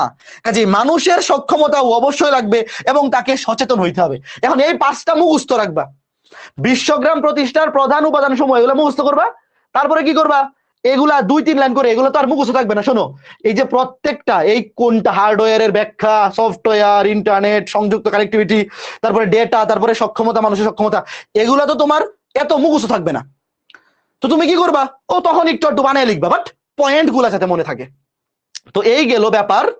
এরপরে ধরো আরো অনেক কিছু আসবে, এই যে ইন্টারনেট অফ থিংস, সবকিছু এখন আমাদের যত যন্ত্রপাতি আছে সবকিছু একসাথে ইন্টারনেটের সাথে কানেক্টেড। খেয়াল করে দেখো ইন্টারনেট অফ থিংস, এই যে এটা আসতে পারে ক নাম্বারে। ইন্টারনেট অফ থিংস কি জিনিস, এই সুন্দর সংজ্ঞাটা দেখো পরীক্ষায় এই সমস্ত জিনিস, ইন্টারনেট অফ থিংস বা আইওটি, এটাকে সংক্ষেপ বলে আইওটি, এগুলা তুমি বুঝবা বাংলায় একদম সুন্দর মতো, বাট পরীক্ষার হলে কি করতে হবে, একটু বইয়ের সংজ্ঞাটা লিখে আসতে হবে, একটু মুখস্থ রাখার চেষ্টা করবো, নাহলে বইয়ের মতো না হলে স্যাররা নাম্বার নাও দিতে পারে। যেমন দেখো ইন্টারনেট অফ থিংস কি, ইন্টারনেট অফ থিংস বা আইওটি হলো এমন একটি নেটওয়ার্ক যাতে বাহ্যিক বিভিন্ন ডিভাইস বা যন্ত্রপাতি, যেমন ইলেকট্রনিক বিভিন্ন ডিভাইস দেখতে পাচ্ছ, যে মোবাইল, এই যে টিভি, ল্যাপটপ, এইগুলা সামথিং লাইক দ্যাট, বাড়ি বা অন্যান্য যে কোনো যন্ত্রপাতি বা জিনিসপত্র হইতে পারে ইত্যাদি, পরস্পর ডেটা সংগ্রহ বিনিময় করার জন্য ইলেকট্রনিক সফটওয়্যার, সেন্সর ও নেটওয়ার্ক কানেক্টিভিটি দ্বারা এমবেডেড থাকে, মানে সংযুক্ত থাকে। মনে করো যে অনেকগুলো ইলেকট্রনিক ডিভাইস হইতে পারে বা অন্যান্য যে কোনো কিছু হইতে পারে, ইলেকট্রনিক ডিভাইস হইতে পারে, গাড়ি হইতে পারে, বাড়ি হইতে পারে বা অন্যান্য যে কোনো কিছু, হ্যাঁ, পরস্পর তথ্য আদান প্রদানের জন্য দেখো ডেটা সংগ্রহ এবং বিনিময়ের জন্য সফটওয়্যার, সেন্সর এবং নেটওয়ার্কের সাহায্যে যে এমবেডেড থাকে, মানে কানেক্টেড থাকে, এই জিনিসটাকে বলে ইন্টারনেট অফ থিংস। যে পরীক্ষা আসলে মোটামুটি একটু সুন্দর করে লেখার চেষ্টা করবা যে এটা হচ্ছে এমন একটা নেটওয়ার্ক যেখানে বাহ্যিক বিভিন্ন ডিভাইস, যন্ত্রপাতি, গাড়ি, বাড়ি বা অন্যান্য যে কোনো কিছু তথ্য আদান প্রদান বা ডেটা আদান প্রদান এবং সংরক্ষণের জন্য কি থাকে, সফটওয়্যার, সেন্সর এবং নেটওয়ার্ক কানেক্টিভিটির মাধ্যমে সংযুক্ত থাকে। শেষ। পরীক্ষায় ক নাম্বারে আসতে পারে বা খ নাম্বারে আসতে পারে, তারপর একটু নিজে রিডিং করবা, এটি একটি বিশাল নেটওয়ার্ক, মানে এগুলো তো আর বলে দেওয়া লাগে না, এগুলো একটু নিজে রিডিং করবা। তারপরে এখন হচ্ছে এই যে দেখো বিশ্বগ্রামের ধারণা সংশ্লিষ্ট প্রধান উপাদান সমূহ। এই যে আমরা বিশ্বগ্রাম পড়লাম, খেয়াল করে দেখো, এতক্ষণ আমরা কি বললাম, আমরা বিশ্বগ্রাম পড়লাম। তো এই যে বিশ্বগ্রামের ধারণা, দেখো আমরা এতক্ষণ কি পড়ছি, আমরা এতক্ষণ বিশ্বগ্রামের ধারণা পড়ছি। তো এখন একটা জিনিস খেয়াল করে দেখো, এই যে বিশ্বগ্রামের ধারণা আমরা পড়লাম, এই যে এতক্ষণ দেখো, এতক্ষণ যা কিছু পড়ছি, কি পড়ছি, বিশ্বগ্রামের ধারণা। এখন এই যে বিশ্বগ্রামের ধারণার যে প্রধান উপাদান সমূহ, এই উপাদান সমূহ হচ্ছে এই দেখো যোগাযোগ, কর্মসংস্থান, শিক্ষা, স্বাস্থ্য, গবেষণা, অফিস, বাসস্থান, ব্যবসা বাণিজ্য, সংবাদ, বিনোদন, সাংস্কৃতিক বিনিময়, এই 11টা। দেখো এই যে 1.2 থেকে শুরু করে একদম সাংস্কৃতিক বিনিময় পর্যন্ত, নিচে কি আরো আছে, হ্যাঁ, এই যে সাংস্কৃতিক বিনিময় পর্যন্ত মোট এখানে 1.2 থেকে শুরু, মানে মোট আছে 10টা। এই 10টা হচ্ছে বিশ্বগ্রামের প্রধান, মানে দেখো বিশ্বগ্রামের ধারণা সংশ্লিষ্ট প্রধান উপাদান। তো এগুলাও রিটেনের সৃজনশীলে আসতে পারে, এগুলা থেকে এমসিকিউ খুবই কম আসে, এখনো পর্যন্ত এই টাইপ গুলা থেকে আমি কোনো এমসিকিউ দেখি নাই, বাট রিটেনে এগুলো আসে। কি খেয়াল করে দেখো, তো এই যে বিশ্বগ্রাম প্রতিষ্ঠা হইলো, এই বিশ্বগ্রাম প্রতিষ্ঠার ফলে কোন কোন দিক থেকে আমরা সুবিধা পাচ্ছি, বা কোন কোন জিনিসপত্র আমরা, কোন কোন উপাদান আমরা পরস্পরের সাথে পরস্পর বিনিময় করতেছি, এগুলো হচ্ছে উপাদান। খালি নামগুলা দেখো, শোনো, খালি নামগুলা দেখতে থাকো, খালি কি কি পড়তে হবে এগুলো দেখে যাও। প্রথমে দেখো যোগাযোগ, প্রথমে খেয়াল করে দেখো কি, প্রথমে এই যে দেখো যোগাযোগ। তো আমি যদি তোমাকে বলি যে যোগাযোগের কি কি, দেখো এই যে বর্তমানে যোগাযোগের ক্ষেত্রে কি কি সুবিধা হয়েছে বিশ্বগ্রামের ফলে, আমরা একদম খুব সহজে একজনের সাথে আরেকজন কি করতে পারি, যোগাযোগ করতে পারি। দেখো আগে মানুষ কেমনে যোগাযোগ করতো, সরাসরি কথা বলতো বা চিঠি পত্র লিখতো বা ইত্যাদির মাধ্যমে। তো এখন মনে করে যে আগে আগে ছিল এগুলা সরাসরি কথা বলা, চিঠিপত্র, বাট এখন আমরা কি মনে করে যে ডিজিটাল ডিভাইসে চলে গেছি, টেলিফোন, মোবাইল, অন্যান্য ডিজিটাল ডিভাইসের মাধ্যমে মনের ভাব প্রকাশ করে, এগুলো হচ্ছে যোগাযোগ। রিডিং পড়বা একবার, রিডিং এর মধ্যে মনে করো যে এগুলা কিছু লাগবে না, তুমি ইলেকট্রনিক মেইল, এখান থেকে এই যে ইমেল, এই ইমেল কিন্তু এতেও আছে, ইংলিশে আছে, পড়ছো? যোগাযোগের ক্ষেত্রে ইলেকট্রনিক মেইল কি, এখান থেকে খ নাম্বারের প্রশ্ন আসতে পারে। শোনো ভাই, একটা মানুষ আরেকটা মানুষের সাথে কত ভাবে যোগাযোগ করতে পারে, এগুলো তো আর মুখস্থ করার জিনিস না। একটা মানুষ আরেকটা মানুষের সাথে যোগাযোগ করবে, এগুলো মুখস্থ করার জিনিস না। মানুষ সামনাসামনি কথা বলে যোগাযোগ করতে পারে, সিডি বানাইতে পারে, মোবাইলে কল করতে পারে, ভিডিও কল করতে পারে, আরো বহুত কিছু করতে পারে। বাট এখান থেকে পরীক্ষা আসার জন্য ইম্পর্টেন্ট হচ্ছে ইলেকট্রনিক মেইল। তোমাকে পরীক্ষায় বলতে পারে ইলেকট্রনিক মেইল কি জিনিস, এটাকে সংক্ষেপে বলে ইমেল, এটা যে সংজ্ঞাটা বা ইলেকট্রনিক মেইল কি জিনিস তুমি একটু ভালো সুন্দর মতো লিখবা। ইমেল হলো একজন বার্তা লেখকের কাছ থেকে এক বা একাধিক প্রাপকের কাছে কোনো বার্তা বা ডিজিটাল মেসেজ বিনিময় করার নির্ভরযোগ্য পদ্ধতি। তুমি এই সংজ্ঞাগুলা একটু বইয়ের ভাষায় লেখার চেষ্টা করবা, একদম বাংলা ভাষায়, মানে নিজের মতো করে লিখতে গেলে অনেক সময় কিন্তু স্যার ফুল মার্কস দিতে নাও পারে। এই জন্য যে এখান থেকে যোগাযোগ, তো প্রথম দেখো এই বিশ্বগ্রামের ধারণার যে প্রধান উপাদান, এই প্রধান উপাদানের মধ্যে আমরা শুরুতে কি করলাম, দেখো এই যে টপিকের নামটা দেখো, বিশ্বগ্রামের ধারণার, দেখো বিশ্বগ্রামের ধারণা সংশ্লিষ্ট প্রধান উপাদান সমূহ। তার মধ্যে প্রথমে আমরা দেখলাম যোগাযোগ। তো এই যোগাযোগের ক্ষেত্রে আমরা সবচেয়ে বেশি গুরুত্ব দিব কোনটা, ইলেকট্রনিক মেইল, ইমেল। এই যে ইমেল, ইমেলটা মোটামুটি একটু রিডিং পড়বা যাতে পরীক্ষায় কতে বা খতে আসলে লিখতে পারো, এগুলা ঘতে আসবে না, ঘতে আরো বেশি। তারপরে এই যে ইমেলের সুবিধা অসুবিধা এগুলো আসবে, ইমেইলের সুবিধা অসুবিধা এগুলো টপিকগুলো খালি লিখে রাখো, জাস্ট টপিকগুলা লিখো।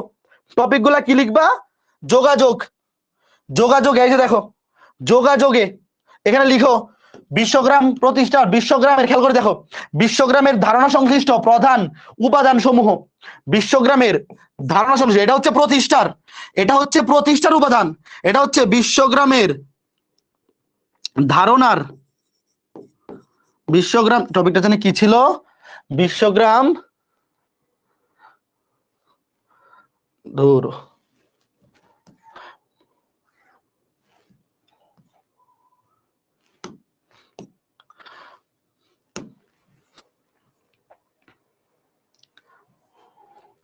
ওকে, দেখো বিশ্বগ্রাম ধারণার সংশ্লিষ্ট উপাদান সমূহ, বিশ্বগ্রাম ধারণার সংশ্লিষ্ট উপাদান সমূহ, সংশ্লিষ্ট উপাদান সমূহ।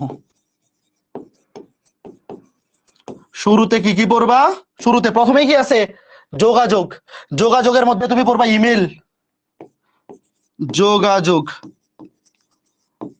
যোগাযোগের মধ্যে তুমি পড়বা ইমেল, এটা বেশি ইম্পর্টেন্ট, সুবিধা অসুবিধা ইত্যাদি, ইমেল সুবিধা অসুবিধা ইত্যাদি কিন্তু আসতে পারে। জাস্ট একটু টাইপ গুলা পড়ে রাখবা যাতে তুমি বানায় লিখতে গেলেও বইয়ের ফরম্যাটটা ম্যাচ করতে পারো। মানে একেবারেই যদি কিছু না শিখে বানায় লিখতে যাও তাহলে তোমার লেখাটা একরকম হবে, আর যদি অন্তত কিছু পড়ে যাও সুবিধা অসুবিধা তাহলে অন্তত কিছু লিখে আসতে পারবা। তারপরে যোগাযোগের আরো কিছু এখানে আছে, শোনো আমরা কিন্তু পড়তেছি মানে কি বলে বিশ্বগ্রাম ধারণার সংশ্লিষ্ট উপাদান সমূহ, তার মধ্যে প্রথমে আমরা পড়তেছি যোগাযোগ। যোগাযোগের মধ্যে মেইনলি তিনটা জিনিস আছে, একটা হচ্ছে ইমেল, আর একটা হচ্ছে টেলিকনফারেন্সিং, এটা অত বেশি ইম্পর্টেন্ট এখন পর্যন্ত কোনো আসে নাই। টেলিকনফারেন্সিং ওই যে টেলিফোনের মাধ্যমে যে কনফারেন্স করে না, এটা এখন আর খুব বেশি ইউজ হয় না, যেটা ইউজ হয় এটা হচ্ছে ভিডিও কনফারেন্সিং। তোমরা ভিডিও কনফারেন্সিং দেখছো? ওই যে মাঝে মধ্যে প্রধানমন্ত্রী সারা দেশের সবগুলা জেলার সাথে মাঝে মধ্যে ভিডিও কলে কথা বলে, এরকম দেখছো? বা একটা বড় প্রতিষ্ঠান ধরো যে ভিডিও কনফারেন্সিং এর মাধ্যমে অফিসে বসে সারা দেশের অফিসের সবার সাথে, মানে যেটা নর্মালি ভিডিও কল, এটা তো আসলে আলাদা কিছু না। মনে করো তুমি সে ভিডিও কল করতেছো, ধরো তুমি একটা অফিসের বস, তো তুমি তোমার বসের অফিসের যতগুলা ব্রাঞ্চ আছে সবগুলা ব্রাঞ্চের ম্যানেজারের সাথে ভিডিও কলে কথা বলতেছো, এগুলাকে বলে ভিডিও কনফারেন্সিং। তো এগুলো অত বেশি ইম্পর্টেন্ট না। তো এই যোগাযোগের মধ্যে মেইনলি তিনটা জিনিস আছে, ইমেল, টেলিকনফারেন্সিং, ভিডিও কনফারেন্সিং। এর মধ্যে ইমেলটাই সবচেয়ে বেশি ইম্পর্টেন্ট। ওকে ফাইন, তো শুরুতে আমরা কি গেলাম? যোগাযোগ দেখলাম, এগুলো রিডিং পড়বা। এই কনফারেন্সিং টাইপ থেকে কোনো প্রশ্ন আসে না, যদি আসে যোগাযোগ এগুলো তুমি জাস্ট একবার রিডিং দেখলেই পারবা, বাট বেশিরভাগ ক্ষেত্রে কোনটা আসে? ইমেল আসে, ইমেল কিন্তু আসতে পারে। তারপরে কর্মসংস্থান 2 নাম্বার, দেখো কর্মসংস্থান লিখো, টপিকগুলোর নামগুলো লিখে রাখো। কর্মসংস্থান যেগুলো হচ্ছে বিশ্বগ্রাম ধারণার সংশ্লিষ্ট উপাদান সমূহ, কর্মসংস্থান। আচ্ছা বলো তো বিশ্বগ্রামের ফলে কর্মসংস্থানে কি কি সুবিধা হয়েছে? কয়েকটা নাম বলো তো দেখি, যে বিশ্বগ্রাম এই ধারণার ফলে কর্মসংস্থানে কি কি সুবিধা হয়েছে? ভাই আউটসোর্সিং নাম শুনছো? আউটসোর্সিং করে ওই যে ফ্রিল্যান্সার যারা বাংলাদেশে বসে অন্যান্য দেশের কাজ করে দেয়, এগুলা তো এই বিশ্বগ্রামের ফলেই, মানে এই আইসিটি বা তথ্য ও যোগাযোগ প্রযুক্তির এই বর্তমান যেই উন্নতি এর ফলেই সম্ভব হয়েছে, তাই না? এই আইসিটি ডিভাইস মানে এই বর্তমানে কম্পিউটার, তুমি যদি আউটসোর্সিং করতে যাও সবার আগে তোমার একটা কম্পিউটার লাগবে, মানে ডিজিটাল ডিভাইস লাগবে। তো এগুলা তো এই তথ্য ও যোগাযোগ প্রযুক্তির মাধ্যমে যে বিশ্বগ্রাম যে ধারণাটা এর ফলেই পসিবল হচ্ছে। তুমি দেশে বৈশা বাইরের একটা কোম্পানিতে চাকরি করতেছো, আউটসোর্সিং, আউটসোর্সিং যারা করে এদেরকেই তো আমরা আউটসোর্সিং আর ফ্রিল্যান্সার আলাদা না, আউটসোর্সিং যারা করে তাদেরকেই তো মেইনলি ফ্রিল্যান্সার বলে, নাকি? নাকি ভাই অত বাংলা ভাষার পেজ বুঝি না, নিজে পড়বা। দেখো আউটসোর্সিং সম্ভব হচ্ছে, চাকরির সুযোগ বাড়ছে, উদ্যোক্তা উন্নয়ন হচ্ছে, খেয়াল করে দেখো রিডিং করবে যে আউটসোর্সিং কি জিনিস, আউটসোর্সিং সংজ্ঞা এইগুলো কিন্তু আসতে পারে। দেখো আউটসোর্সিং কি জিনিস? আউটসোর্সিং মানে হচ্ছে কোন প্রতিষ্ঠানের কাজ নিজেরা না করে তৃতীয় কোনো ব্যক্তি বা প্রতিষ্ঠানের সাহায্যে করিয়ে নেওয়া। মনে করো যে ইংল্যান্ডে ধরো লন্ডনে একটা প্রতিষ্ঠান আছে, সে ধরো ভিডিও এডিটের কাজ করে, তো সে ভিডিও এডিটিং যদি ধরো লন্ডনের লোকজন দিয়ে করাইতে চায়, ওখানে তো ধরো যে কাজের কি বলে ইনকাম কি বলে যে অনেক বেশি, এটাকে জানি কি বলে শ্রম মূল্য, যে 1 ঘন্টা কাজ করলে ওখানে অনেক বেশি টাকা দিতে হয়। তো ওখানে লোক করে কি ওই এডিটিং ওইখানের লোকদেরকে না দিয়ে করায়, ওই বাংলাদেশের মানুষ দিয়ে করায়। ধরো আমি যা উদাহরণ দিচ্ছি, কারণ একই কাজ 1 ঘন্টা ইংল্যান্ডে করাইলে ওই লোকের লাগবে মনে করো যে 1000 টাকা, আর বাংলাদেশে 500 টাকা দিলেই বাংলাদেশের মানুষজন খুশি। কাজেই এই যে শ্রম বৈষম্য বা শ্রমের মূল্যায়নে যে তারতম্য, এই জন্য ওখানকার মানুষ কি করে, এখান থেকে আউটসোর্সিং করে নেয়। তো এই ব্যাপারটাই হচ্ছে আউটসোর্সিং, যে কোনো একটা প্রতিষ্ঠান তাদের নিজেদের লোক দিয়ে কাজ না করায় অন্য কোনো তৃতীয় ব্যক্তি দিয়ে কাজ করে নেওয়া। এবং এই দেখো ফ্রিল্যান্সার, এই যে দেখো এই যে ফ্রিল্যান্সারের এখানে সংজ্ঞা দেওয়া আছে। তো ফ্রিল্যান্সার কি, কাদেরকে আমরা ফ্রিল্যান্সার বলবো? এই যে দেখো, ফ্রিল্যান্সার হচ্ছেন এমন একজন ব্যক্তি যিনি কোনো প্রতিষ্ঠানের সাথে দীর্ঘস্থায়ী চুক্তি ছাড়াই কাজ করেন। ধরো আমাদের যে এসসিএস এর অফিস, আমি একদম সিম্পল উদাহরণ দিই। আমাদের এখানে টাইপিং টিমে আছে 2 ধরনের লোক। কিছু লোক আছে আমাদের অফিসে বৈশা একদম নিয়োগপ্রাপ্ত। ধরো আমাদের এখন এসিএস অফিসে টাইপার, মানে একদম নিয়োগপ্রাপ্ত টাইপার আছে ধরো 10 জন, যারা আমাদের বিভিন্ন কন্টেন্ট টাইপ করে। তো এরা কি আমাদের অফিসের নিজস্ব কর্মী। এর বাইরেও আরো আমাদের কিছু ফ্রিল্যান্সার টাইপার আছে, যে ওনাদেরকে আমরা কাজের ভিত্তিতে পেমেন্ট করি। মনে করো যে যখন কাজের প্রেশার অনেক বেশি থাকে, ধরো তখন তাদেরকে বলি যে হ্যাঁ, এই 100 পেজের একটা স্লাইড টাইপ করে দিতে হবে, এই 100 পেজের টাইপ করার জন্য আপনি পাবেন মনে করেন 10,000 টাকা। মানে ফ্রিল্যান্সার মানে হচ্ছে কোনো মানে নিয়োগপ্রাপ্ত চাকরিজীবী না, এবং মাসিক ভিত্তিতে টাকা না। যেমন আমাদের অফিসে যারা মেইন চাকরিজীবী টাইপিং চাকরি করে, তাদের মনে করো যে একটা ফিক্সড বেতন আছে, মাসে 20,000, 25,000 বা 30,000 বা 40,000 ফিক্সড। আর ফ্রিল্যান্সার যে টাইপার, উনি কি, যে আমার এখন কাজের প্রেশার বেশি বা আমার এটা দরকার, আপনি এই 100 পেজ টাইপ করে দিবেন, এই কাজের বিনিময়ে আপনি এত টাকা পাবেন। ওটা পার্মানেন্ট স্যালারি না, উনি আমার পার্মানেন্ট চাকরিজীবীও না, জাস্ট কোনো চুক্তি ছাড়া, জাস্ট মোট মানে একদম দীর্ঘস্থায়ী চুক্তি ছাড়া, যে এতটুকু করলে এতটুকু আপনি পেমেন্ট পাবেন, এতটুকুর জন্য এতটুকু পেমেন্ট, এইভাবে চাকরি করে। তো তাদেরকে আমরা কি বলবো? ফ্রিল্যান্সার বলবো। তো এই সংজ্ঞাগুলো কিন্তু পরীক্ষায় আসতে পারে। তো আউটসোর্সিং এর সাথে ফ্রিল্যান্সার, এই সংজ্ঞাটা কিন্তু সাথে সাথেই চলে আসবে। প্রথম কথা হচ্ছে আউটসোর্সিং কি, দেখো তার মানে এই যে কর্মসংস্থান, এই বিশ্বগ্রাম ধারণার ফলে কর্মসংস্থানের সুযোগ বাড়ছে। আউটসোর্সিং এর ফলে অনেক ফ্রিল্যান্সাররা কাজ করতে পারতেছে, চাকরির সুযোগ বাড়ছে, জাস্ট লাইক দ্যাট, এই সমস্ত জিনিস। এরপর রিডিং পড়বা। এরপরে শিক্ষা, 3 নাম্বার। বলো শিক্ষাতে কি সুবিধা? হ্যাঁ, শিক্ষার কি সুবিধা? এই যে আমরা তোমাদেরকে পড়াইয়া বাইচা আছি, খাইতেছি, নাহলে তো অন্য চাকরি বাকরি করা লাগতো। বলো, এই তথ্য এবং যোগাযোগ প্রযুক্তির ফলেই তো আজকে এই যে তোমাদেরকে যে আমরা পড়াইতেছি, নাহলে পড়াইতে পারতাম? নাহলে তো এখন বাকি আমার বাকি বন্ধুরা যারা আছে, কেউ ওই রামপাল পাওয়ার প্ল্যান্টে আছে, মানে আমি যেই 6 জন ফ্রেন্ডের সাথে বুয়েট থেকে পাশ করার পরে একসাথে মেসে উঠছিলাম, মেসে না মানে একটা ফ্ল্যাট ভাড়া নিয়ে উঠছিলাম আমরা 6 জন বন্ধু। তার মধ্যে একজন আছে রামপালের ইঞ্জিনিয়ার, একজন বাংলাদেশের পাওয়ার ডেভেলপমেন্ট বোর্ড পিডিবির ইঞ্জিনিয়ার, একজন বিএসটিআই চাকরি করে, একজন বিসিএস দিচ্ছে। তো আমিও তো ওই দিকে যাইতাম যদি এই শিক্ষার ক্ষেত্রে এই সুযোগগুলা তৈরি না হইতো। তো ভাই শিক্ষা ক্ষেত্রে এই তোমাদেরকে যদি বলা হয় শিক্ষা ক্ষেত্রে এই বিশ্বগ্রাম ধারণার কি কি সুবিধা আছে লিখো, তোমরা তো এমনিই মনে করো যে সারাদিন লিখতে পারবা। দেখো কত কিছু আছে, এগুলো তুমি রিডিং পড়বা, জাস্ট রিডিং পড়বা। শিক্ষার কি কি এগুলো আর তো দেখা দরকার, এগুলো তুমি নিজেই পারবা। শিক্ষার কারণে এখন এক দেশে বসে আরেক দেশে কন্টেন্ট অমুক তমুক কত কিছু। শিক্ষার্থীর মানে এগুলো আর কিছু বলা দরকার নাই। শিক্ষার্থী দেখো, তারপরে স্বাস্থ্য সেবা ও চিকিৎসা, এগুলো খালি টপিক গুলোর নাম পড়বা। স্বাস্থ্য সেবা আমি তোমাকে জাস্ট একবার করে দেখাই যাই, স্বাস্থ্য সেবা এবং চিকিৎসা, আর এগুলো লিখলাম না। শোনো, এগুলো হচ্ছে কি, এগুলো হচ্ছে সবগুলো, এই যে দেখো এই সবগুলা হচ্ছে বিশ্বগ্রাম ধারণার সংশ্লিষ্ট উপাদান সমূহ। যে এই সব এরকম মোট 10টা উপাদান আছে। যোগাযোগ, কর্মসংস্থান, শিক্ষাতে কি সুবিধা হচ্ছে, তারপরে চিকিৎসা, সব রিডিং করবা। ভাইয়া এই বর্তমানে তথ্য ও যোগাযোগ প্রযুক্তির এই উৎকর্ষের কারণে বা উন্নতির কারণে চিকিৎসা ক্ষেত্রে কি অনেক সুবিধা হচ্ছে না? যেমন তুমি ওই যে টেলিমেডিসিন, একদম সহজ উদাহরণ। মনে করো যে আরো অনেক কিছু আছে, আমি খালি যা মাথায় যা আসতেছে তা বলতেছি। এগুলো রিটার্নেও আসবে, রিটার্নে আসবে, এগুলো পড়াইতেছি। তুমি এখানে ঘরে বসে ডাক্তার দেখাইতে পারো এখন। তো স্বাস্থ্য সেবা এটা কি সুবিধা হয়েছে না? তারপরে এই যে স্বাস্থ্য সেবায় মনে করো যে তুমি যে টেস্ট করাও, কিছু হইলে যে ডাক্তাররা বলে যে এক্স রে করে আনো, তারপরে আরো কি বলে কি কি জানি করতে বলে, সিটি স্ক্যান অমুক তমুক, সবগুলাতে যে ডিভাইস গুলো ইউজ করা হয়, এই যে ডিভাইস, ডিজিটাল ডিভাইস, সবগুলা কি এই তথ্য প্রযুক্তির উৎকর্ষের বা এই উন্নতির কারণেই তো এগুলা এখন আসছে, তাই না?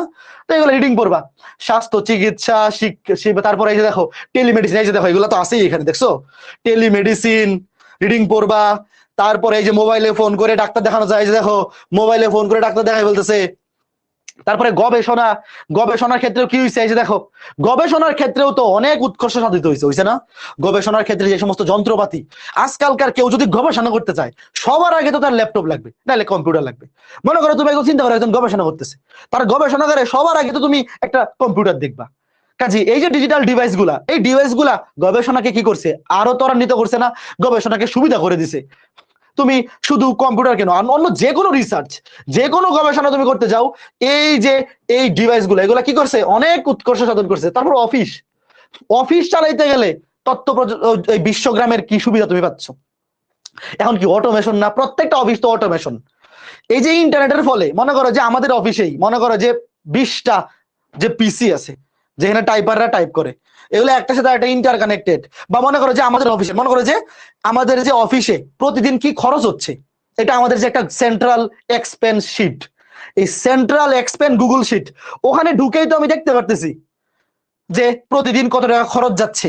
বা মনে করো যে আমি আজকে অফিসে গেলাম না, অফিসে না গিয়েও আমি ওই এক্সেল শিটে ঢুকেই দেখতে পারি যে আজকে অফিসে কয়জন আসছে, আজকে অফিসে কত টাকা খরচ হয়েছে, কয় টাকা ইনকাম হয়েছে, কয় টাকা লস হয়েছে, সবকিছু দেখা যায়। মানে কি, একটা অফিস অটোমেশন। মানে এখন প্রত্যেকটা অফিসই তো কম্পিউটারের মাধ্যমে, ইন্টারনেটের মাধ্যমে কি হয়ে গেছে, অটোমেটেড হয়ে গেছে না?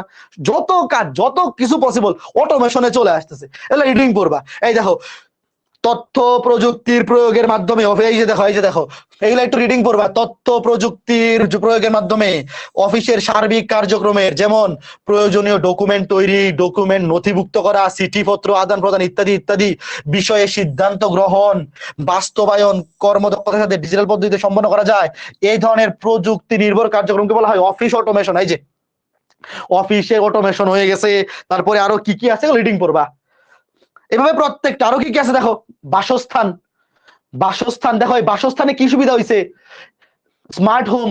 এই দেখো বাসস্থানের মধ্যে খেয়াল করে দেখো, এখন তো অনেক বাসার মধ্যে বা অনেক অফিসের মধ্যে ডোর ডিজিটালাইজেশন বা অটোমেশন করে ফেলছে। তুমি সামনে দাঁড়াইলে সেন্সর থাকে, কেউ আসতে থাকলে অটোমেটিক দরজা খুলে যায়। দেখছো এরকম দরজা? তুমি মনে করো যে কে সামনে দাঁড়াইছো, অটোমেটিক দরজা খুলে গেল, ঢুকে গেছো অটোমেটিক বন্ধ হয়ে গেল। তারপরে বাসার মধ্যে অটোমেটেড একদম সবকিছু দেখো, এই যে সাইরেন এলার্ম। মনে করো যে বাসার মধ্যে আগুন লাগছে, ধোয়া উঠতেছে, তো ধোয়ার ফলে এই যে অ্যালার্ম বাজে গেল। তারপর আরো কি কি, LPG, gas sensor, ceiling motion sensor, door sensor, এই যে কত কিছু, এগুলো রিডিং করবা। যে ক্যামেরা, এই যে কি থাকে বাসার সামনে যে ক্যামেরা লাগানো থাকে, এটাকে কি জানি বলে, ধুর এগুলো তো আমি তো ভুলে গেছি।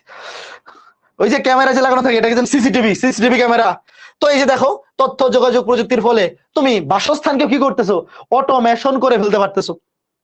তো কত সুন্দর সুন্দর জিনিস। তারপরে যে স্মোক, যদি ধোঁয়া বেশি হয় সেন্সর সিগন্যাল দিবে, গ্লাস ভেঙে গেলে সেন্সর সিগন্যাল দিবে, কত কিছু সুন্দর সুন্দর জিনিস।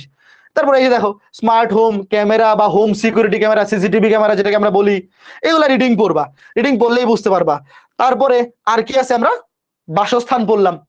শোনো এগুলো একবার রিডিং পড়ে রাখবা। কিন্তু ব্যবসা বাণিজ্য, ভাই তথ্য প্রযুক্তির ফলে, এই যোগাযোগ প্রযুক্তির উন্নতির ফলে, বিশ্বগ্রামের ধারণার ফলে ব্যবসা বাণিজ্য কত ছড়ে গেছে। এই ব্যবসা বাণিজ্যতে কি আছে, ই কমার্স নাম শুনছো? এই যে ইভ্যালি আসছিল যে ই কমার্স, এগুলো কই আছে? তো এগুলা বোধহয় এই যে দেখো, এই যে তথ্য যোগাযোগ প্রযুক্তির ফলে ব্যবসা বাণিজ্য, ই কমার্স, তুমি ঘরে বসে ব্যবসা করে ফেলতে পারতেছো। তোমার কোনো ফিজিক্যাল দোকান না থাকলেও, ওই যে অনেকে করে না যে টি শার্ট বিক্রি করে, মনে করে যে তার কোনো দোকান নাই, সে শুধু ফেসবুকে বিজ্ঞাপন দেয়, আর মনে করে যে টি শার্ট বিক্রি করে, জামা কাপড় বিক্রি করে, বা অন্যান্য জিনিসপত্র। তো এগুলাই তো এই তথ্য যোগাযোগ প্রযুক্তির ফলে সম্ভব হচ্ছে, তাই না? ই কমার্সের সুবিধা, ই কমার্সের ফলে কি হচ্ছে, তারপরে আর কি কি আছে, ই কমার্স গেল, তারপরে আর কি কি আছে, এই ই কমার্সই আছে এখানে। তারপরে লাস্টে সংবাদ, নিউজ। শোনো আজকাল তুমি ঘরে যে কোনো সময় টিভি অন করো বা ফেসবুকে ঢুকো, তুমি যা দেখো খালি সবার আগে নিউজ। এই বর্তমানে ইলেকট্রনিক প্রিন্ট মিডিয়া এবং পেপার, মনে করো যে ডিজিটাল নিউজ পেপার, এখন তো ওই যে ডিজিটাল নিউজ পেপারই পড়া যায় সব, সব যে মনে করে যে যে পত্রিকাগুলাই আছে। তো দেখো এগুলো এখানে বলা আছে। এই যে গণমাধ্যম, এখন এত বেশি গণমাধ্যম হইছে, এক কোণার মধ্যে, মানে সারা দেশের যেই কোণার মধ্যেই কোনো কিছু ঘটনা ঘটুক না কেন, দেখবা যে ক্যামেরাম্যান সাংবাদিক নিয়ে হাজির। তো এই দেখো টিভি চ্যানেল, প্রিন্ট মিডিয়া, সংবাদপত্র, ইন্টারনেট ভিত্তিক অনলাইন, এই যে অনলাইন পত্রিকা, এটার কথা বলতে চাইছিলাম, যে এখন অনলাইনে এত পত্রিকা, সবকিছু কি হয়ে গেছে একদম সুন্দর মতো সংবাদ এখন এক মাথা থেকে আরেক মাথায় যাওয়া একদম ইজি। তুমি ফেসবুকে বা টিভি অন করলে দেখবা যে খালি সংবাদ, চৈতালি রায়। তুমি এখন বাংলাদেশের নিউজ গুলো এরকমই হয়েছে, তুমি যে কোনো একটা নিউজ চ্যানেল অন করবা দেখবা যে চলে আসছে আমি চৈতালি রায়, খবর কলকাতা, এরকম খালি নিউজ আর নিউজ, সারাদিনই নিউজ। Okay fine.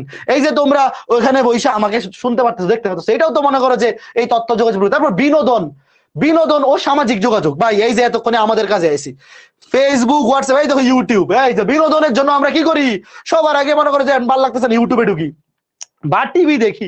তারপর ফেসবুক, মেসেঞ্জার, আর কি কি আছে, এই যে সামাজিক মিডিয়া, ফেসবুক, মেসেঞ্জার, হোয়াটসঅ্যাপ, আরো কত কিছু। এই যে দেখো ফেসবুক, ইউটিউব, আরে এগুলো সবই তোমরা জানো।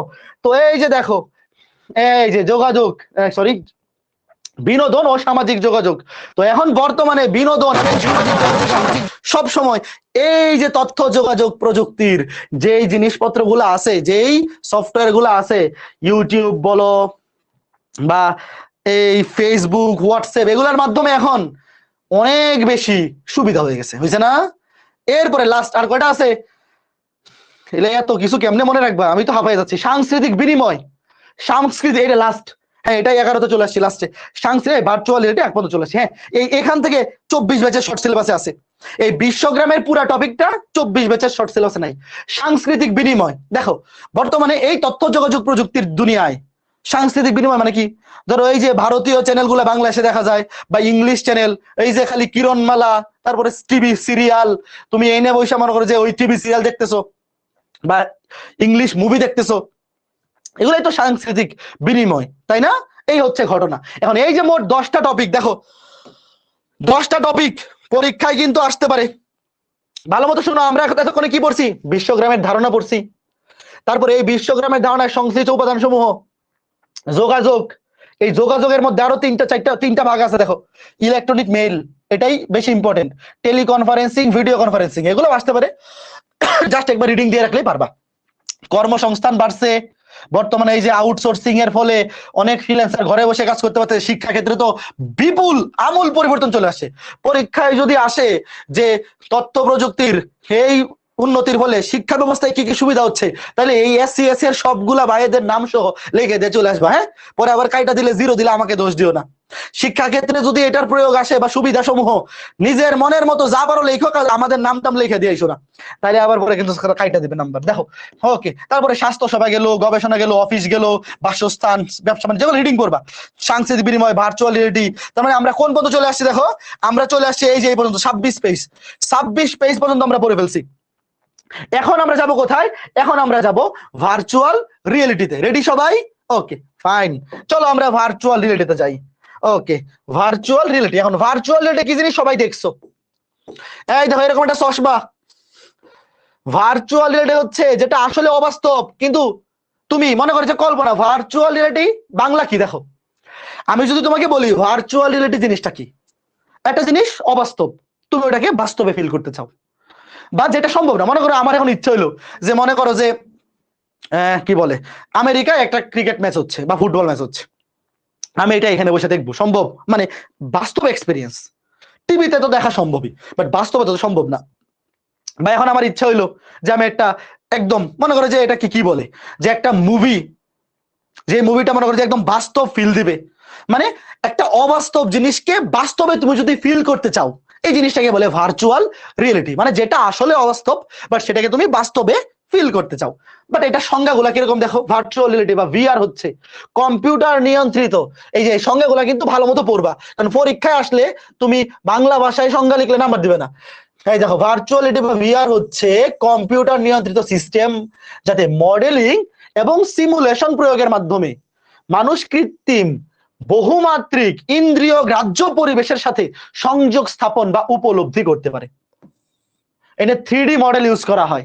তোমাকে যদি কেউ জিজ্ঞেস করে এমসিকিউতে যে ভার্চুয়াল রিয়েলিটিতে কয় মাত্রার ইমেজ ইউজ করা হয়, 3D মডেল, তোমার কাছে মনে হবে যে একদম সব বাস্তবের মতো, চোখের মধ্যে যে এরকম একটা গ্লাস। আচ্ছা আমি এখানে একটা ইয়া করে রাখছিলাম, এই যে দেখো ভার্চুয়াল রিয়েলিটি, তুমি যদি ইউটিউবে সার্চ দাও দেখবা এই যে এরকম চোখে লাগায়ে দেখো মনে কেউ গেম খেলতেছে বা অনেকে একদম রিয়েল ফিল।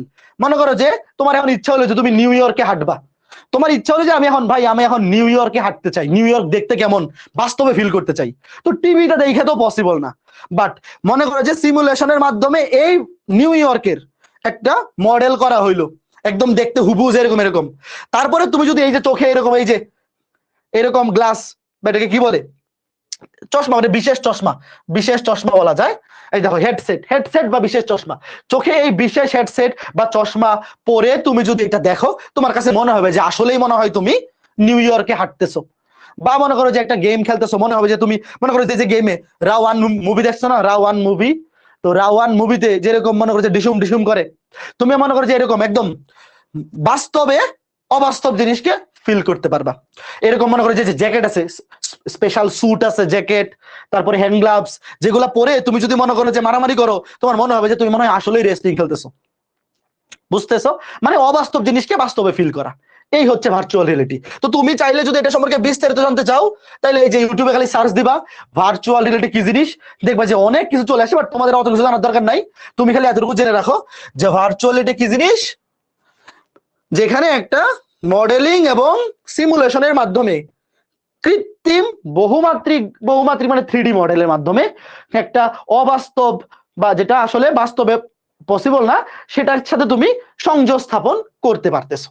তাহলে এখানে কি কি লাগবে, যে এগুলো কিন্তু এমসিকিউতে আসে, সৃজনশীল আসে, ব্যাখ্যা করতে বলে যে ভার্চুয়ালিটি দেখো কি কি লাগে, হেডসেট লাগে, গ্লোভ লাগে, মানে গ্লাভস লাগে, স্যুট লাগে, তারপর নিচে তুমি দেখো আর কি কি আছে। এই যে এখান থেকে একটা এমসিকিউ আসে, দেখো এই যে ভার্চুয়াল রিয়েলিটিতে খেয়াল করে দেখো, বিভিন্ন ধরনের ডিভাইস সম্বলিত চশমা,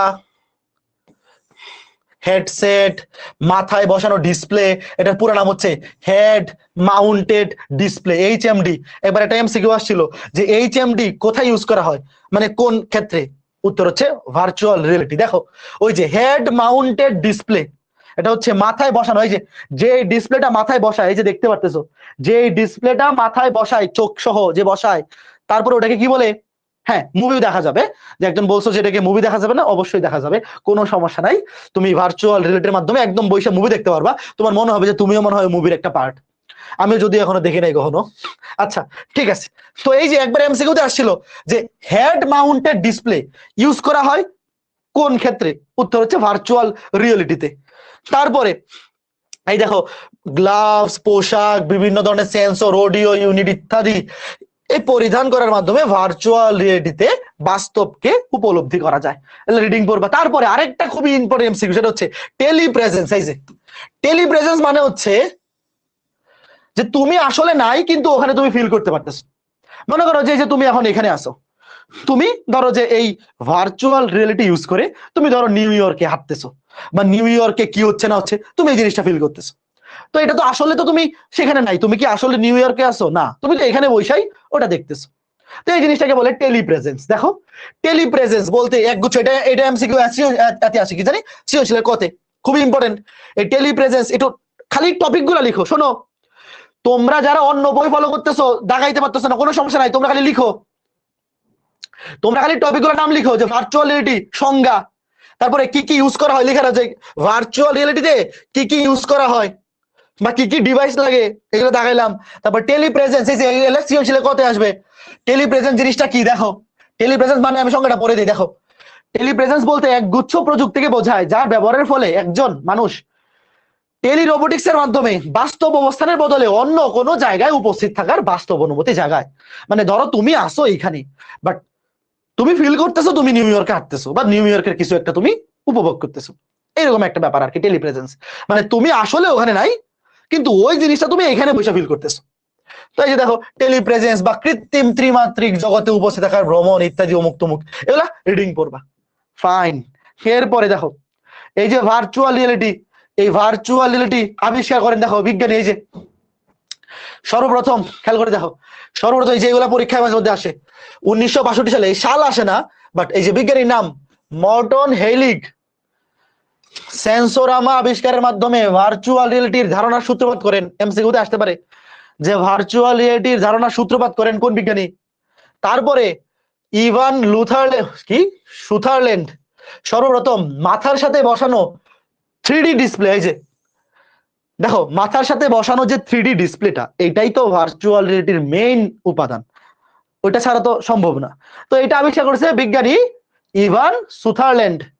আর ভার্চুয়াল রিয়েলিটির ধারণা প্রথম সূত্রপাত করছে মর্টন হেইলিক। বিজ্ঞানীর নামগুলো একটু মনে রাখো, এই সাল মনের হাত দরকার নাই, বাট বিজ্ঞানীর নামগুলো অন্তত মনে রাখো। তারপরে এই যে দেখো ভার্চুয়াল রিয়েলিটি তৈরির সিস্টেম, বা এই যে দেখো ভার্চুয়াল রিয়েলিটি সিস্টেম তৈরির উপাদান, এই উপাদানগুলো মনে রাখবা। ইফেক্টর লাগবে, রিডিং পড়বা। এই যে দেখো ইফেক্টর, ইফেক্টর কি?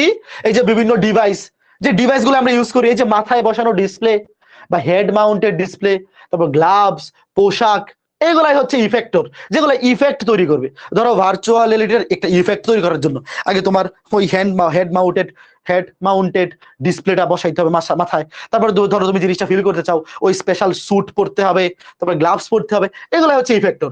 তারপর রিয়েলিটি সিমুলেটর লাগবে, তারপর অ্যাপ্লিকেশন লাগবে, তারপর জিওমেট্রি, রিডিং পড়বা জাস্ট। রিয়েলিটির জন্য একটা সিমুলেটর লাগবে, ধরো সেন্সর, অডিও, ভিডিও ইত্যাদি প্রসেসিং ডিভাইস লাগবে, তারপর অ্যাপ্লিকেশন লাগবে, বিভিন্ন সফটওয়্যার লাগবে, তারপর জিওমেট্রি, ধরো ভার্চুয়াল পরিবেশের জন্য বাহ্যিক বৈশিষ্ট্য সম্পর্কিত তথ্য বলি, রিডিং টেডিং পড়বা, এগুলা রিডিং পড়বা। আর ভার্চুয়াল রিয়েলিটি সিস্টেম তৈরির উপাদান পরীক্ষা আসতে পারে কিন্তু। তারপরে এই যে ব্যবহার, এগুলো তো যে কোনো টাইপই আসতে পারে। ব্যবহার, ভার্চুয়ালিটির ব্যবহার দেখো, এটা বেশি ইম্পর্টেন্ট, এটাতে স্টার দিয়ে রাখো। এটা কিন্তু পরীক্ষায় সবচেয়ে বেশি আসে ভার্চুয়াল রিয়েলিটি থেকে। ভার্চুয়াল রিয়েলিটি থেকে এখনো পর্যন্ত সবচেয়ে বেশি আসছে ব্যবহার। তৈরির উপাদানও খুব বেশি একটা পরীক্ষায় দেখি নাই। এটা 5 স্টার, এটা এখনো পর্যন্ত মানে এটা এই অধ্যায় থেকে একটা সৃজনশীল আসলেই সবার আগে এটা থেকে আসে। শোনো, ভার্চুয়াল রিয়েলিটি থেকে এই সিস্টেম তৈরির উপাদান এগুলা পরীক্ষা অত বেশি আসে না, তাও তুমি শিখে রাখবা ইফেক্টর, সিমুলেটর, অ্যাপ্লিকেশন, জিওমেট্রি।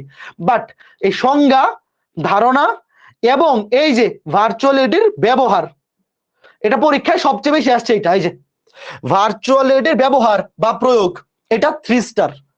দেখো এখন এটা অনেক বেশি, দেখো গেম বা সিনেমায় ভার্চুয়াল রিয়েলিটির মাধ্যমে তুমি গেম খেলতে পারবা, সিনেমা দেখতে পারবা। শিক্ষা এবং প্রশিক্ষণ, শিক্ষার ক্ষেত্রে, প্রশিক্ষণের ক্ষেত্রেও তুমি ভার্চুয়াল রিয়েলিটির মাধ্যমে শিখতে পারবা। মনে করো তুমি একটা এক্সপেরিমেন্ট, ধরো যে আমি বললাম কেমিস্ট্রি একটা এক্সপেরিমেন্ট, যেটাতে দুর্ঘটনা ঘটার সুযোগ সম্ভাবনা থাকে, তুমি ওটা ভার্চুয়াল রিয়েলিটির মাধ্যমে করলা। ভার্চুয়াল রিয়েলিটি তুমি যে এই হেডসেট এবং পোশাক টোশাক পরে যদি তুমি এই কি বলে কেমিস্ট্রির বিক্রিয়ায় ল্যাব ধরো করতে যাও, তোমার কাছে মনে হবে যে একদম তুমি বাস্তবে করতেছো, যে একটার সাথে একটা মিশাইতেছো, কি কালার হচ্ছে, কি পদক্ষেপ পড়তেছে, সবকিছু বাস্তবে তুমি দেখতে পারবা।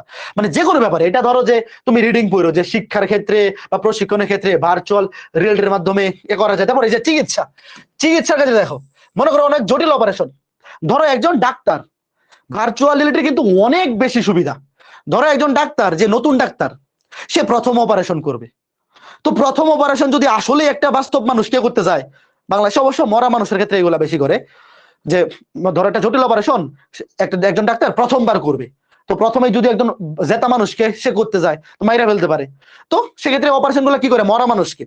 বাট এটা চাইতে তো ভালো হয় যদি তুমি ভার্চুয়াল রিয়েলিটির মাধ্যমে করো। তোমার ওই এমন পরিবেশ সৃষ্টি হবে, মাথার মধ্যে ডিসপ্লে লাগাই একদম পোশাক টোশাক পরে, তোমার মনে হবে যে তুমি আসলে অপারেশন করতেছো, আসলে কিন্তু না। বুঝতেছো?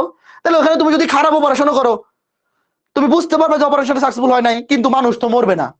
অনেক ভালো একটা ব্যাপার না, যে ভার্চুয়ালিটির মাধ্যমে তুমি চিকিৎসা ক্ষেত্রে দেখো, এই যে কি লেখছে এনে, যেমন এই দেখো সিমুলেটেড সার্জারির মাধ্যমে নতুন ডাক্তার ও মেডিকেল শিক্ষার্থীদের প্রশিক্ষণ দেওয়া সম্ভব। দেখো সেম জিনিসই বলছে।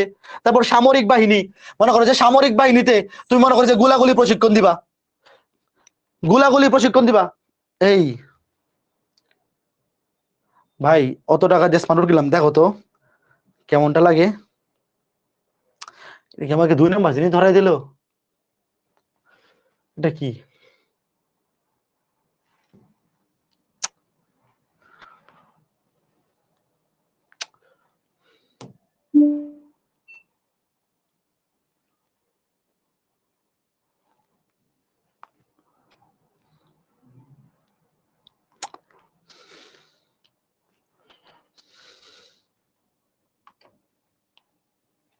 কি এক বিপদ,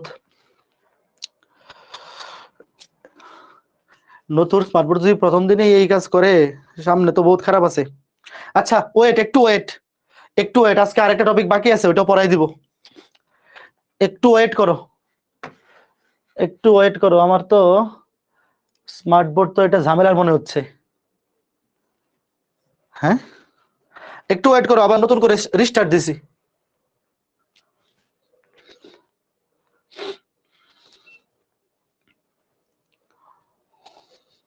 এতক্ষণ যা লিখলাম কোনো কিছুই তো মনে হয় সেভ হয় নাই।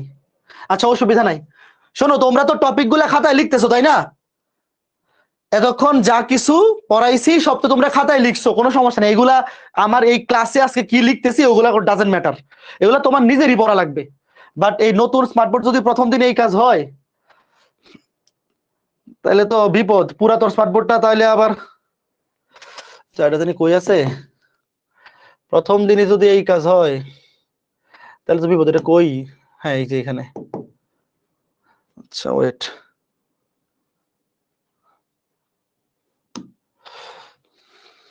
রিস্টোর পেজ কি আবার লাগবে না। হ্যাঁ দেখো এতক্ষণ আমরা ও সরি এটা না তো, এটা তো না, ওটা ওই ফাইল কই রাখছিলাম।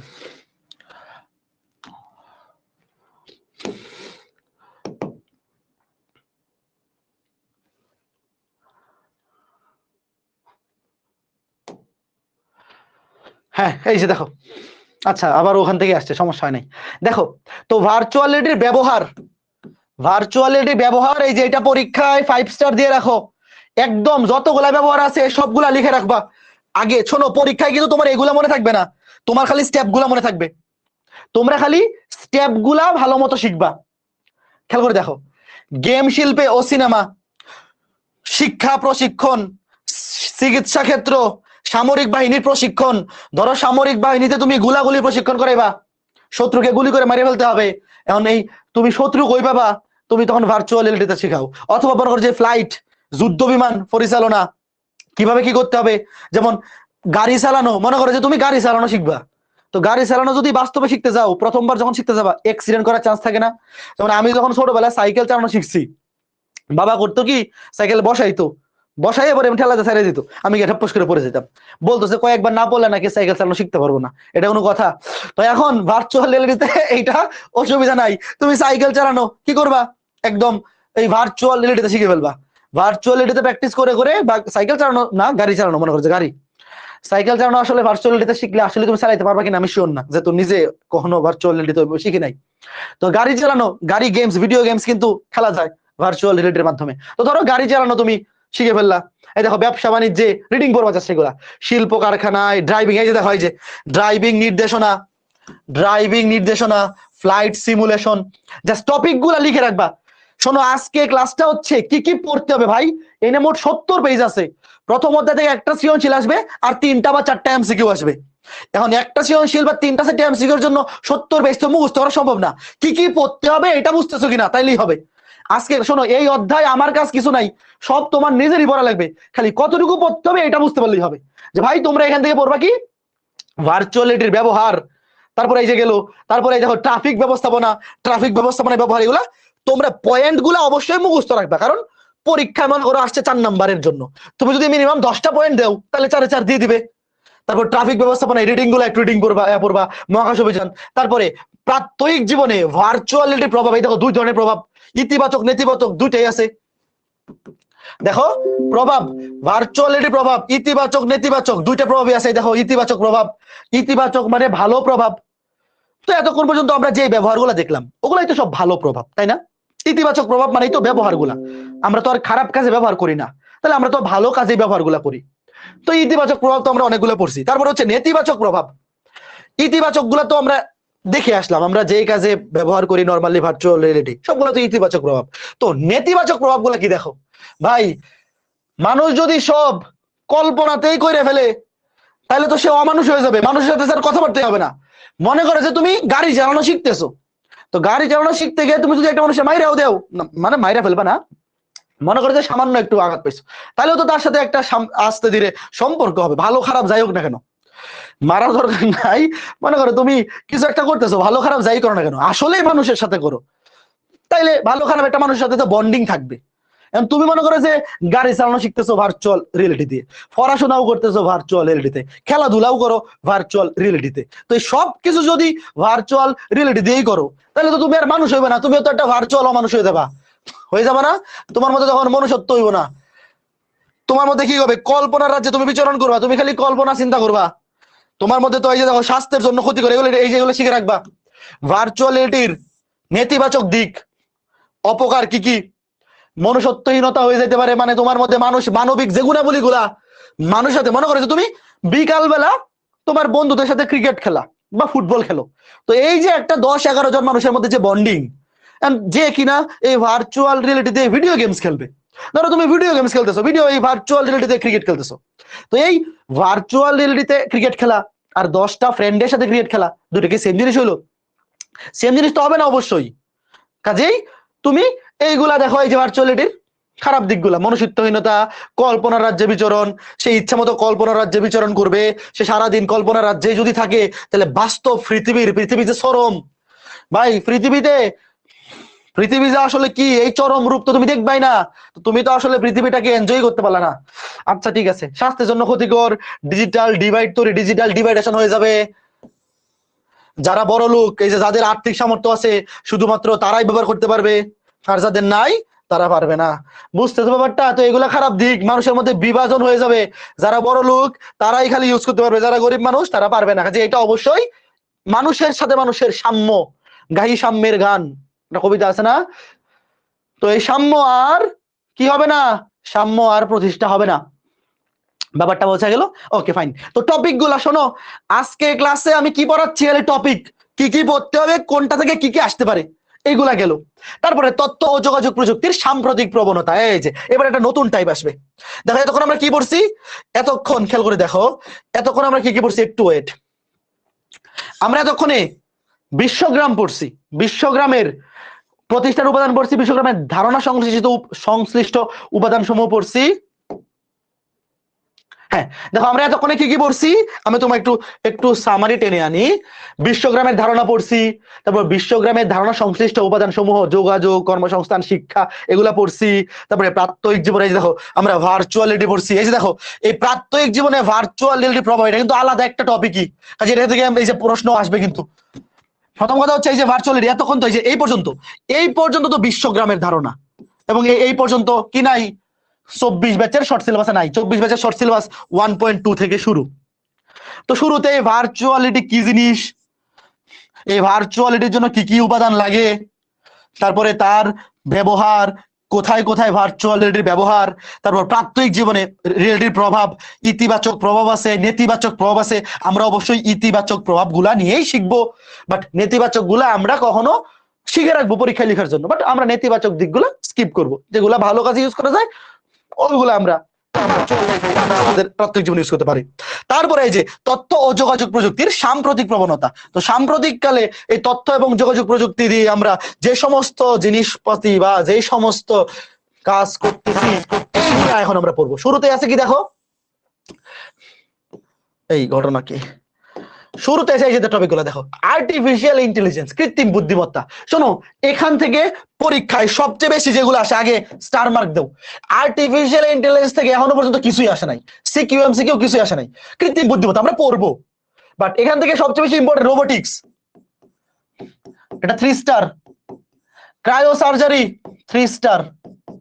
শোনো আমরা পড়বো কিন্তু সবই, বাট এখান থেকে সবচেয়ে বেশি ইম্পর্টেন্ট রোবোটিক্স, ক্রায়ো সার্জারি, মহাকাশ অভিযান কিছু আসে না, আইসিটি নির্ভর উৎপাদন ব্যবস্থা আসে না, প্রতিরক্ষা এগুলা এমসিকিউ এর জন্য বা সংজ্ঞাগুলা পড়বো, বায়োমেট্রিক্স এটা 3 স্টার। ভাই সর্বনাশটা করছে এই স্মার্ট বোর্ড, তো ঝামেলা, প্রথম ক্লাসে এই অবস্থায়, আগেরটাই ভালো ছিল, আগেরটা মাঝে মধ্যে হ্যাং হয়ে যায়, এই জন্য এটা কিনছি, তো ওইটার সাথে এটার অবস্থা প্রথম ক্লাসেই খারাপ, কপাল এত খারাপ বুঝতেছি না। বায়ো ইনফরমেট্রিক্স এইটা খুবই ইম্পর্টেন্ট, জেনেটিক ইঞ্জিনিয়ারিং এইটা খুবই ইম্পর্টেন্ট, এবং ন্যানো টেকনোলজি এটা 2 স্টার, এগুলা হ্যাঁ এগুলা আচ্ছা 3 স্টার দিয়ে রাখি, এই যে এই টপিক গুলা, আর বাকিগুলো অত ইম্পর্টেন্ট না। তথ্য তারপরে কি আছে, তথ্য ও যোগাযোগ প্রযুক্তি ব্যবহারের নৈতিকতা, মানে তথ্য এবং যোগাযোগ প্রযুক্তির ভালো দিকও আছে খারাপ দিকও আছে, নৈতিক দিক আছে অনৈতিক দিক আছে, যেমন তুমি চাইলে তথ্য যোগাযোগ প্রযুক্তি ব্যবহার করে মানুষের সাথে অনৈতিক কাজও করতে পারবা, বাট অবশ্যই আমরা এটা সাজেস্ট করব না। আমরা সবসময় প্রত্যেকটা জিনিসের, দুনিয়ায় প্রত্যেকটা জিনিসের ভালো দিক আছে খারাপ দিক আছে, আমরা ভালো দিকটাকে গ্রহণ করব, খারাপ দিকটাকে গ্রহণ করব না, বুঝতেছো? তারপরে লাস্টে কি আছে, লাস্টে আছে এই যে এইগুলাই শেষ, তো এইগুলাই মোটামুটি। তাহলে আমাদের এখানে ইম্পর্টেন্ট জিনিসগুলো আমি দেখাই দিলাম, যে পরীক্ষা এগুলা বেশি আসবে, দেখো এই যে দাগাই দিছো যে আমরা কিন্তু এই যে এই পর্যন্ত পড়ে ফেলছি, আর্টিফিশিয়াল ইন্টেলিজেন্স আগ পর্যন্ত পড়ে ফেলছি। তারপরে এই robotics important, cryosurgery important, biometrics, bio informatics, genetic engineering, nanotechnology. But আমরা পড়বো কিন্তু সবই, এগুলো বেশি ইম্পর্টেন্ট। বাট আমরা পড়ার ক্ষেত্রে কোনোটা বাদ দিব না, পড়ার ক্ষেত্রে কোনোটা কি দিব না, বাদ দিব না, আমরা সবকিছুই দেখে যাব। যেমন এই যে চলো, তথ্য ও যোগাযোগ প্রযুক্তির সাম্প্রতিক প্রবণতা। তো সাম্প্রতিক প্রবণতাতে শুরুতেই আছে কৃত্রিম বুদ্ধিমত্তা বা আর্টিফিশিয়াল ইন্টেলিজেন্স, এআই। তো সবাই জানো, এই ওয়ার্ড শুনো নাই? বর্তমান পৃথিবীতে আর্টিফিশিয়াল ইন্টেলিজেন্স এই ওয়ার্ডটা শুনো নাই এরকম কেউ তো নাই। আর্টিফিশিয়াল ইন্টেলিজেন্স কি? ধরো আমরা যে বাস্তবিক জীবনে কম্পিউটার ইউজ করি, ধরো কম্পিউটার তো বোকা যন্ত্র, সে তো নিজে কিছু বুঝে না, বুঝে কম্পিউটারকে তুমি যা ইনপুট দাও সে ওই মোতাবেক আউটপুট দেয়, বাট সে তো নিজে কোনো ডিসিশন নিতে পারে না। তো এই জিনিসটাই চেষ্টা করা হচ্ছে যে মানুষ যেভাবে, মনে করো যে একজন মানুষ যেভাবে ভালো মন্দ বিচার করে ডিসিশন নিতে পারে, সেই ভালো মন্দ বিচার করে ডিসিশন নেওয়ার যেই ক্ষমতাটা, সেই ক্ষমতাটা কৃত্রিম উপায়ে কম্পিউটারের মধ্যে কিভাবে ইনপুট করা যায়, এটাই হচ্ছে কৃত্রিম বুদ্ধিমত্তা। সংজ্ঞাগুলা ভালো মতো শিখবা। মানুষ যেভাবে চিন্তা ভাবনা করে কৃত্রিম উপায়ে কম্পিউটারে সেইভাবে চিন্তা ভাবনা করার সক্ষমতার রূপদান করাকে আর্টিফিশিয়াল ইন্টেলিজেন্স বা কৃত্রিম বুদ্ধিমত্তা বলে। কাজেই এতদিন যাবত দেখো, এখন কিন্তু আর্টিফিশিয়াল ইন্টেলিজেন্স দিন দিন ভালো হচ্ছে, মানে একদম বর্তমানে কিন্তু টেসলার গাড়ি দেখছো কিনা, এছাড়া ড্রাইভার ছাড়া চলে, যদিও বাংলাদেশে এখনো ওইরকম আসে নাই। এখন কিন্তু বিভিন্ন এই টেসলার মডেলে, বিভিন্ন মডেলের গাড়ি ড্রাইভার ছাড়া আর্টিফিশিয়াল ইন্টেলিজেন্স দিয়ে কিন্তু চলে। বাংলাদেশে এখনো পর্যন্ত ইমপ্লিমেন্ট করে না, কারণ বাংলাদেশে মানুষ যেমন ড্রাইভিং করে ওই বেটারা 2 দিনের মধ্যেই মাইরে ফেলবে, ওই বেটারে মানুষ মরবে না, ওই মাইরে লাইবে। মানে এনে তো নিয়ম মাইপা কেউ চলে না। ওই রোবটে ওই কৃত্রিম বুদ্ধিমত্তা ভাববে যে সবাই তো নিজের লাইনেই থাকবে, বাট আসলে তো থাকবে না।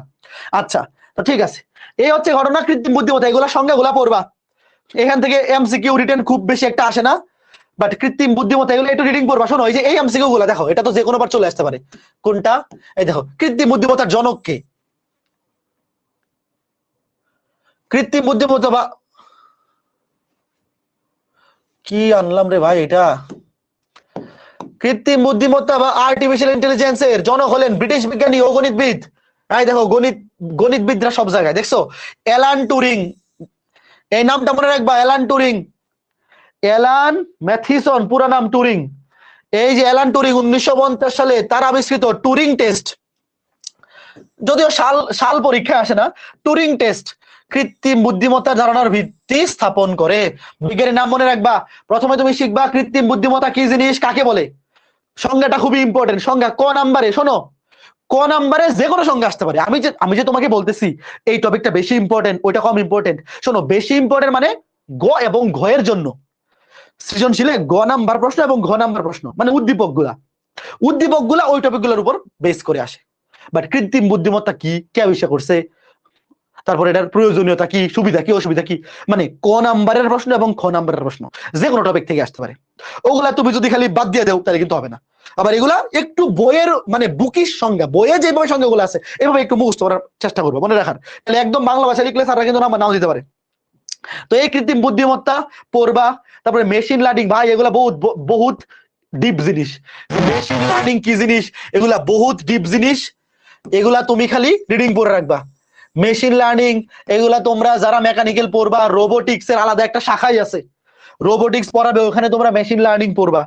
আপাতত মেশিন লার্নিং জাস্ট এই যে বিজ্ঞানী, কোন বিজ্ঞানী, এই যে দেখো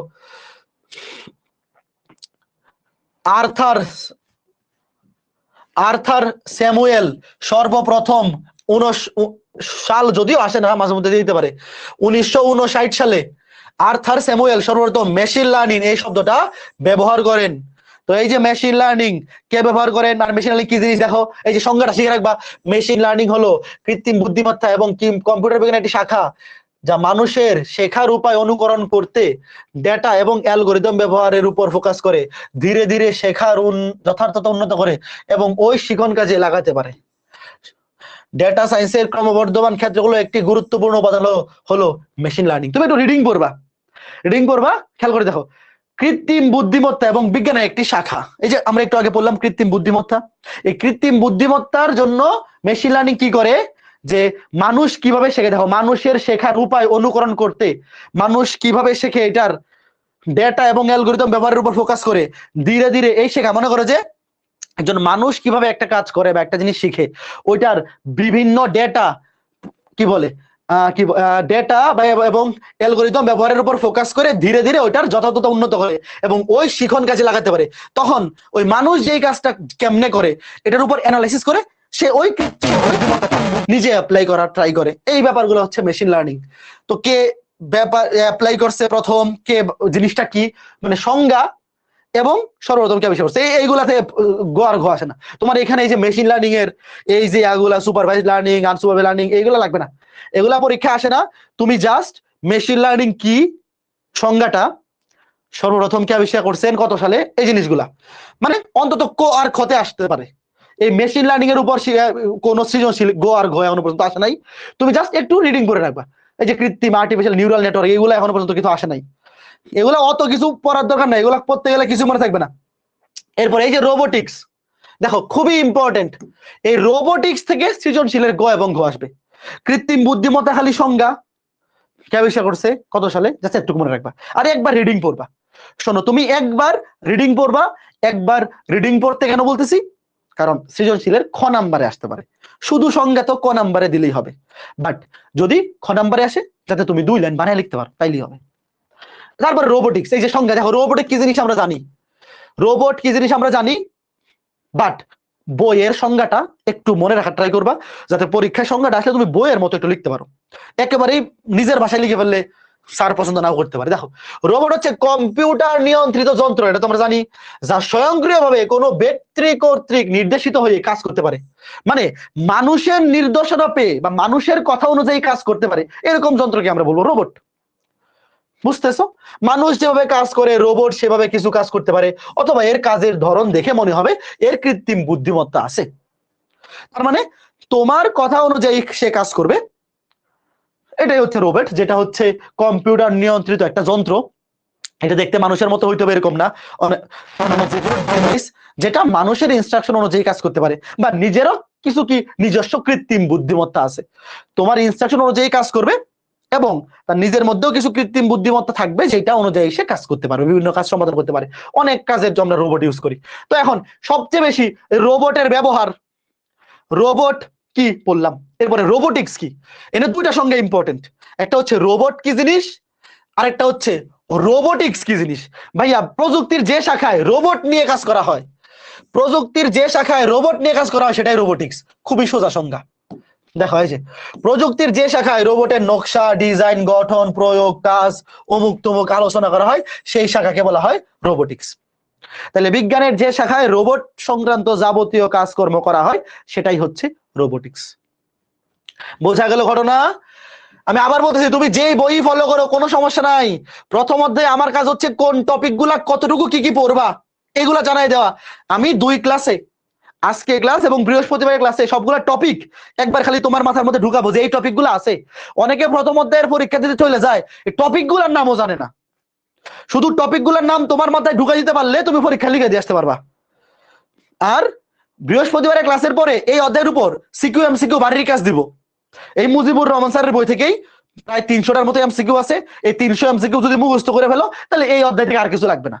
আর 20টা বা 25টা সৃজনশীল দিব, সবাই খালি এই 20টা 25টা সৃজনশীল একবার রিডিং করবা, এগুলা লিখে প্র্যাকটিস করতে হবে না, খালি একবার রিডিং করলেই হবে আর কিচ্ছু না।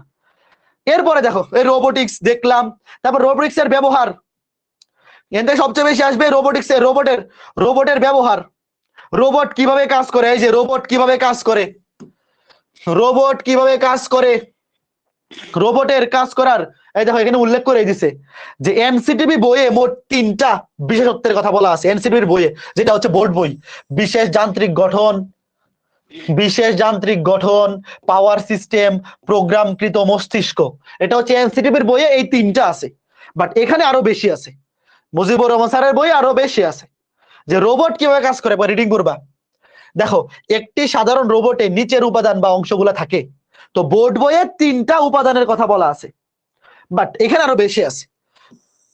প্রোগ্রামকৃত মস্তিষ্ক বা প্রসেসর, যেটাকে আমরা প্রসেসর বলি, পাওয়ার সিস্টেম, ইলেকট্রিক সার্কিট, এগুলো সবগুলোর সাথে তোমরা পরিচিত। খালি একবার একটু মনে রাখবা যেটা রোবট কিভাবে কাজ করে। একটা রোবটের মধ্যে কি কি উপাদান থাকে, প্রসেসর থাকে, পাওয়ার সিস্টেম থাকে, ইলেকট্রিক সার্কিট থাকে, অ্যাকচুয়েটর থাকে, এগুলা কি কোনটা কি জিনিস একবার রিডিং পড়বা। হ্যাঁ, অ্যাকচুয়েটর থাকে। অ্যাকচুয়েটর কি জিনিস দেখো, রোবটের হাত পা অথবা বিশেষভাবে তৈরি কোনো অঙ্গ প্রত্যঙ্গের নাড়াচাড়া করার জন্য কতগুলা বৈদ্যুতিক মোটরের সমন্বয়ে একটি বিশেষ ব্যবস্থা হলো অ্যাকচুয়েটর। মনে করো যে এই যে হাত নাড়াইতে পারবা, এই যে জিনিসগুলা যেগুলা দিয়ে তুমি নাড়াচাড়া করতে পারবা, এগুলো হচ্ছে অ্যাকচুয়েটর। এগুলো দেখো এই যে এই কতগুলো বৈদ্যুতিক মোটরের সমন্বয়ে বিশেষ ব্যবস্থা হলো অ্যাকচুয়েটর। এগুলো একবার রিডিং করলে মনে থাকবে। তো এগুলো যে পরীক্ষা আসে, টপিক গুলো ভালো মতো মুখস্থ রাখবা। টপিক গুলো মুখস্থ না থাকলে কিন্তু তুমি লিখতেই পারবে না। পরীক্ষায় কি আসবে দেখো, পরীক্ষায় আসবে যে রোবট কিভাবে কাজ করে। একটা উদ্দীপক বানাই দিবে, যেখানে বলে দিবে তোমাকে, যে বুঝাই দিবে যে এটা রোবটের কথা বলতেছে। তারপরে তোমাকে বলবে যে এই রোবটের উপাদান বা অংশগুলো, বা একটা রোবট কিভাবে কাজ করে, কেমনে তৈরি করা হয়, কি কি মানে কি কি আছে, উপাদান আছে, লিখো। তো এই যে প্রসেসর, পাওয়ার সিস্টেম মানে কি, তাকে চার্জ দিতে হবে, কানেকশন দিতে হবে, ইন্টারনেট কি বলে, বৈদ্যুতিক কানেকশন, সেটা তুমি কারেন্টের লাইন দিয়ে দিতে পারো অথবা কোনো ব্যাটারি দিতে পারো, ইলেকট্রিক সার্কিট, তারপরে অ্যাকচুয়েটর ইত্যাদি। তারপরে এই যে দেখো যান্ত্রিক গঠন, অনুভূতি, ম্যানিপুলেশন বা ইত্যাদি ইত্যাদি। তারপরে মানে এই যে এখানে দেখো, এই বইয়ে মোটামুটি 7টা বা 8টা আছে, বাট এনে উল্লেখ করে দিছে যে এনসিটিভির বইয়ে জাস্ট 3টা বিশেষত্বের কথা বলা আছে: যান্ত্রিক গঠন, পাওয়ার সিস্টেম আর প্রসেসর। তো তোমরা যদি এনসিটিভির বই ফলো করো, শোনো, এনসিটিভির বই ফলো করতে যাওয়ার দরকার নাই। অত কম দিলে, মনে করো পরীক্ষা আসছে সৃজনশীলের ঘতে, তুমি যদি 3টা লেখা দিয়ে আসো, দেখবো স্যার 3 দিছে। এক নম্বর, স্যার কিন্তু তখন বলবে না, এটা বলবে না যে হ্যাঁ তুমি যদি বলো যে স্যার বোর্ড বইয়ে তো 3টাই আছে, আমি 3টাই দিছি, তখন কিন্তু স্যার 3 দিয়ে রেখে দেবে। আরো বেশি যে দেখো processor, power system, electric circuit, actuator, তারপরে যান্ত্রিক গঠন, অনুভূতি, সব লিখে দিয়ে আসবা। যা আছে এগুলা খালি তুমি এই টপিক গুলা মুখস্থ করবা আর একবার রিডিং করে রাখবা। এই যান্ত্রিক গঠন, এই রিডিং পড়বা। অনুভূতি, এই অনুভূতি মানুষের একটি বিশেষ বৈশিষ্ট্য, এই অনুভূতি সেন্সরের মাধ্যমে রোবটের মধ্যেও দেয়া যায় কেমনে, এটাই হচ্ছে এই অনুভূতির মধ্যে বলা আছে। তারপর ম্যানিপুলেশন বা পরিবর্তন করা। তো দেখো রোবটের আশেপাশের বস্তুগুলোর অবস্থান পরিবর্তন বা বস্তুটি পরিবর্তন করার পদ্ধতিকে ম্যানিপুলেশন বলে, একবার রিডিং করলে বুঝতে পারবা। তারপর বৈশিষ্ট্য, তারপরে এই যে রোবোটিক্স এর গুরুত্ব এবং প্রয়োগ। এটা পরীক্ষায় এখনো পর্যন্ত এই অধ্যায় থেকে আসা সবচেয়ে বেশি প্রশ্ন। এখনো পর্যন্ত এই অধ্যায় থেকে সবচেয়ে বেশি প্রশ্ন আসছে ভার্চুয়াল রিয়েলিটির ব্যবহার বা প্রয়োগ এবং রোবোটিক্স এর ব্যবহার বা প্রয়োগ। দেখো শিল্প কারখানায় বিভিন্ন কাজে, যেগুলা কঠিন কঠিন কাজ, যেগুলা মানুষ করতে পারে না, মানুষের জন্য অনেক কষ্টকর বা রিস্কি, ওগুলা রোবট দিয়ে করায়। সামরিক ক্ষেত্রে, এই যে সামরিক ক্ষেত্রে মনে করো যে একটা বোম, ধরো একজন কোন একটা কি বলে জায়গায় বোম ফিট করে দিয়ে চলে গেছে, তো একজন মানুষ যদি ওটাকে ডিফিউজ করতে চায়, সে মরে যাওয়ার চান্স থাকে। তো ওই কাজটা যদি তুমি রোবট দিয়ে করাইতে পারো, জিনিসটা সহজ হয়ে গেল। তারপর সূক্ষ্ম কাজে, যেমন ছোটবেলায় আমাকে মা সুই দিয়া সুতা ঢুকাইতো। মা মনে করো যে অত বেশি তখন মানে কাছে দেখতো না, এখন দূরে দেখে না নাকি, না এখন কোন চশমা ইউজ করে। হ্যাঁ, আগে থেকে মনে করে যে কাছে অত বেশি ভালো দেখতো না, তখন আমাকে এটাকে বলতো যে এই সুইয়ের মধ্যে দিয়ে সুতা ঢুকাই দিত, তখন ওই যে কেঁচা সেলাই করতো। আচ্ছা, তো এই যে কাজগুলো আছে, এগুলা মানুষের জন্য অনেক সূক্ষ্ম কাজ, যেগুলো মানুষের জন্য করা টাফ। এনে তো আসলে এই রোবট তো আর এই সুই সুতার কাজে ব্যবহার করা হয় না, আরো অনেক কাজ আছে। তো এগুলা পড়বা, এগুলো আসলে তোমাকে মুখস্থ করাইয়া মনে থাকবে না, তোমার খালি স্টেপ গুলো মনে রাখবা, স্টেপ গুলো মনে রেখে পরীক্ষায় একটু লেখা দিয়ে আসবা। তারপরে চিকিৎসা ক্ষেত্রে পড়বা বিপজ্জনক কাজে, এই যে বিপজ্জনক কাজে, নিরাপত্তা, তুমি একবার খালি রিডিং পড়বা, একবার রিডিং পড়লে আশা করি ওই করে লিখে দিয়ে আসতে পারবা। ঘরোয়া কাজে, মহাকাশ গবেষণায়, আরো বোধহয় আছে নাকি নিশেষ, এই যে আরো আছে শিক্ষা ও বিনোদনে, মানে রোবটের ব্যাপার অনেক। এই সবগুলা স্টেপ একবার তুমি খালি রিডিং করে রাখবা, তাহলে মনে থাকবে। তারপরে যে আলাদা ভাবে প্রত্যেকটা আবার ব্যবহার আলাদা করে আবার দেখো ব্যাখ্যা করা আছে। শিল্প কারখানা, এগুলো একবার রিডিং পড়বা, তাহলে দেখবা পরীক্ষায় যদি রোবটের ব্যবহার আসে, তুমি রচনা লিখে দিয়ে আসতে পারবা 2-3 পাতা। শিল্প কারখানায় রোবটের ব্যবহার, এই যে আবার বাণিজ্যিক বা রোবট নির্মাতা প্রতিষ্ঠান, ফানুক, ইয়াসকাওয়া, বোস্টন ডাইনামিক্স, ওকে ফাইন। তারপরে মানব সদৃশ রোবট বা হিউম্যানয়েড প্রতিষ্ঠানকারী রোবট, এগুলা কোন কোম্পানি রোবট বানায়, এগুলো এমসিকিউতে আসবে না। এখন এই যে ক্রায়ো সার্জারি, দেখো আমরা এতক্ষণ কোনটা বললাম, দেখো আমরা এতক্ষণ পড়ছি, দেখো রোবোটিক্স, আমরা এতক্ষণ পড়ছি আর্টিফিশিয়াল ইন্টেলিজেন্স এবং রোবোটিক্স। এই যে আমরা আর্টিফিশিয়াল ইন্টেলিজেন্স পড়ছি এবং রোবোটিক্স পড়ছি। এখন দেখবো ক্রায়ো সার্জারি, খুবই ইম্পর্টেন্ট। দেখো এই রোবোটিক্স খুবই ইম্পর্টেন্ট, ক্রায়ো সার্জারি খুবই ইম্পর্টেন্ট, খুবই খুবই খুবই, এটা অনেক বেশি ইম্পর্টেন্ট ক্রায়ো সার্জারি। যারা ডাক্তারি পড়বা তোমাদের জন্য তো এটা ভালো লাগার কথা। ক্রায়ো সার্জারি মানে কি দেখো, ক্রায়ো সার্জারি মানে হচ্ছে একটা চিকিৎসা পদ্ধতি। ক্রায়ো সার্জারি নাম শুনে বোঝা যায় এটা একটা চিকিৎসা পদ্ধতি, সার্জারি।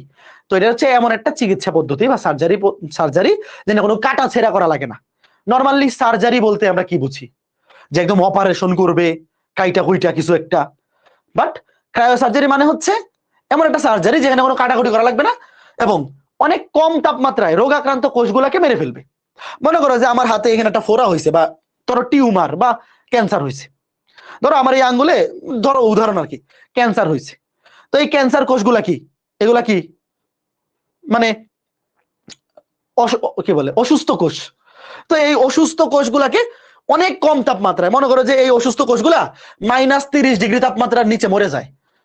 তো ধরো তুমি এই ক্রায়োসার্জারি কি করে অনেক কম তাপমাত্রা প্রয়োগ করে, ধরো এখানে তুমি ক্রায়োসার্জারির মাধ্যমে -40 ডিগ্রি তাপমাত্রা প্রয়োগ করলা, তাহলে -40 ডিগ্রি তাপমাত্রায় ওই কোষগুলা যেগুলো অসুস্থ কোষ ওগুলো মরে যাবে। বুঝতেছো? এই হচ্ছে ঘটনা। দেখো তাহলে ক্রায়োসার্জারি কি, সংজ্ঞাটা পড়ো। ক্রায়োসার্জারি হচ্ছে কাটা ছেঁড়া বিহীন, মানে এনে কাটাকাটি কিছু নাই, এক প্রকার চিকিৎসা পদ্ধতি যার মাধ্যমে অত্যাধিক শীতল তাপমাত্রা, মানে অনেক ঠান্ডা পরিবেশ তৈরি করা হয়, অত্যাধিক শীতল তাপমাত্রা প্রয়োগ করে ত্বকের অস্বাভাবিক বা রোগাক্রান্ত বা অসুস্থ কোষগুলাকে বা টিস্যুগুলাকে ধ্বংস করে দেওয়া হয়। বুঝছো ঘটনা? তার মানে কি এরকম একটা সার্জারি কত ভালো না, যে তোমার রোগাক্রান্ত কোষকে মাইরে ফেলতেছো, কোনো কাটা ছেঁড়া করা লাগতেছে না, জাস্ট টেম্পারেচার কমায়ে অনেক ঠান্ডা তাপমাত্রার মাধ্যমে তুমি ওই কোষগুলোকে মাইরে ফেললা। এই হচ্ছে ঘটনা। তারপরে এখানে পড়তে হবে আর কি কি দেখো, এই যে এখানে কে প্রথম কোষগুলোকে জমাট বাঁধানোর জন্য দেখো ত্বক, গ্রীবাদেশীয় ও স্তন ক্যান্সার আক্রান্ত, এই যে এগুলো বিজ্ঞানের নাম আসতে পারে। ত্বক, গ্রীবাদেশীয়, গ্রীবা মানে কি গলা নাকি, স্তন ক্যান্সার আক্রান্ত কোষগুলোকে জমাট বাঁধানোর জন্য ইংল্যান্ডের চিকিৎসক জেমস আর্নট লবণ ও বরফের একটি মিশ্রণ তৈরি করে 18 ডিগ্রি থেকে 24 ডিগ্রি সেলসিয়াস তাপমাত্রায় প্রয়োগ করতেন, ইত্যাদি ইত্যাদি। রিডিং পড়বা। তারপরে প্রথমে তো সংজ্ঞাটা শিখলা, তারপরে দেখো এখানে পরীক্ষায়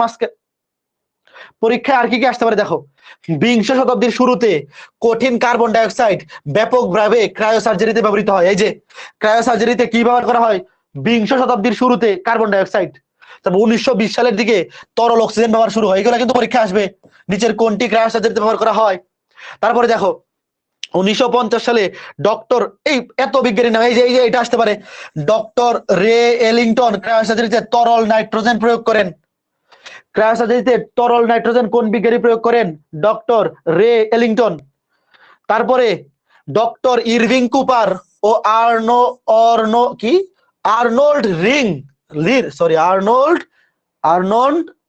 লির হাত ধরে আধুনিক ক্রায়োসার্জারি যাত্রা শুরু হয়। পর্যায়ক্রমে এই যে এগুলো কিন্তু পরীক্ষা আসে, তরল নাইট্রোজেন দেখো -196 ডিগ্রি সেলসিয়াস।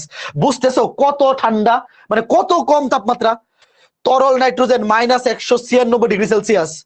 অন্যান্য ক্রায়োজেনিক এজেন্ট যেমন তরল নাইট্রাস অক্সাইড -89 ডিগ্রি সেলসিয়াস, তরল carbon die oxide -79 degree Celsius, তরল আর্গন -196 ডিগ্রি সেলসিয়াস ইত্যাদি।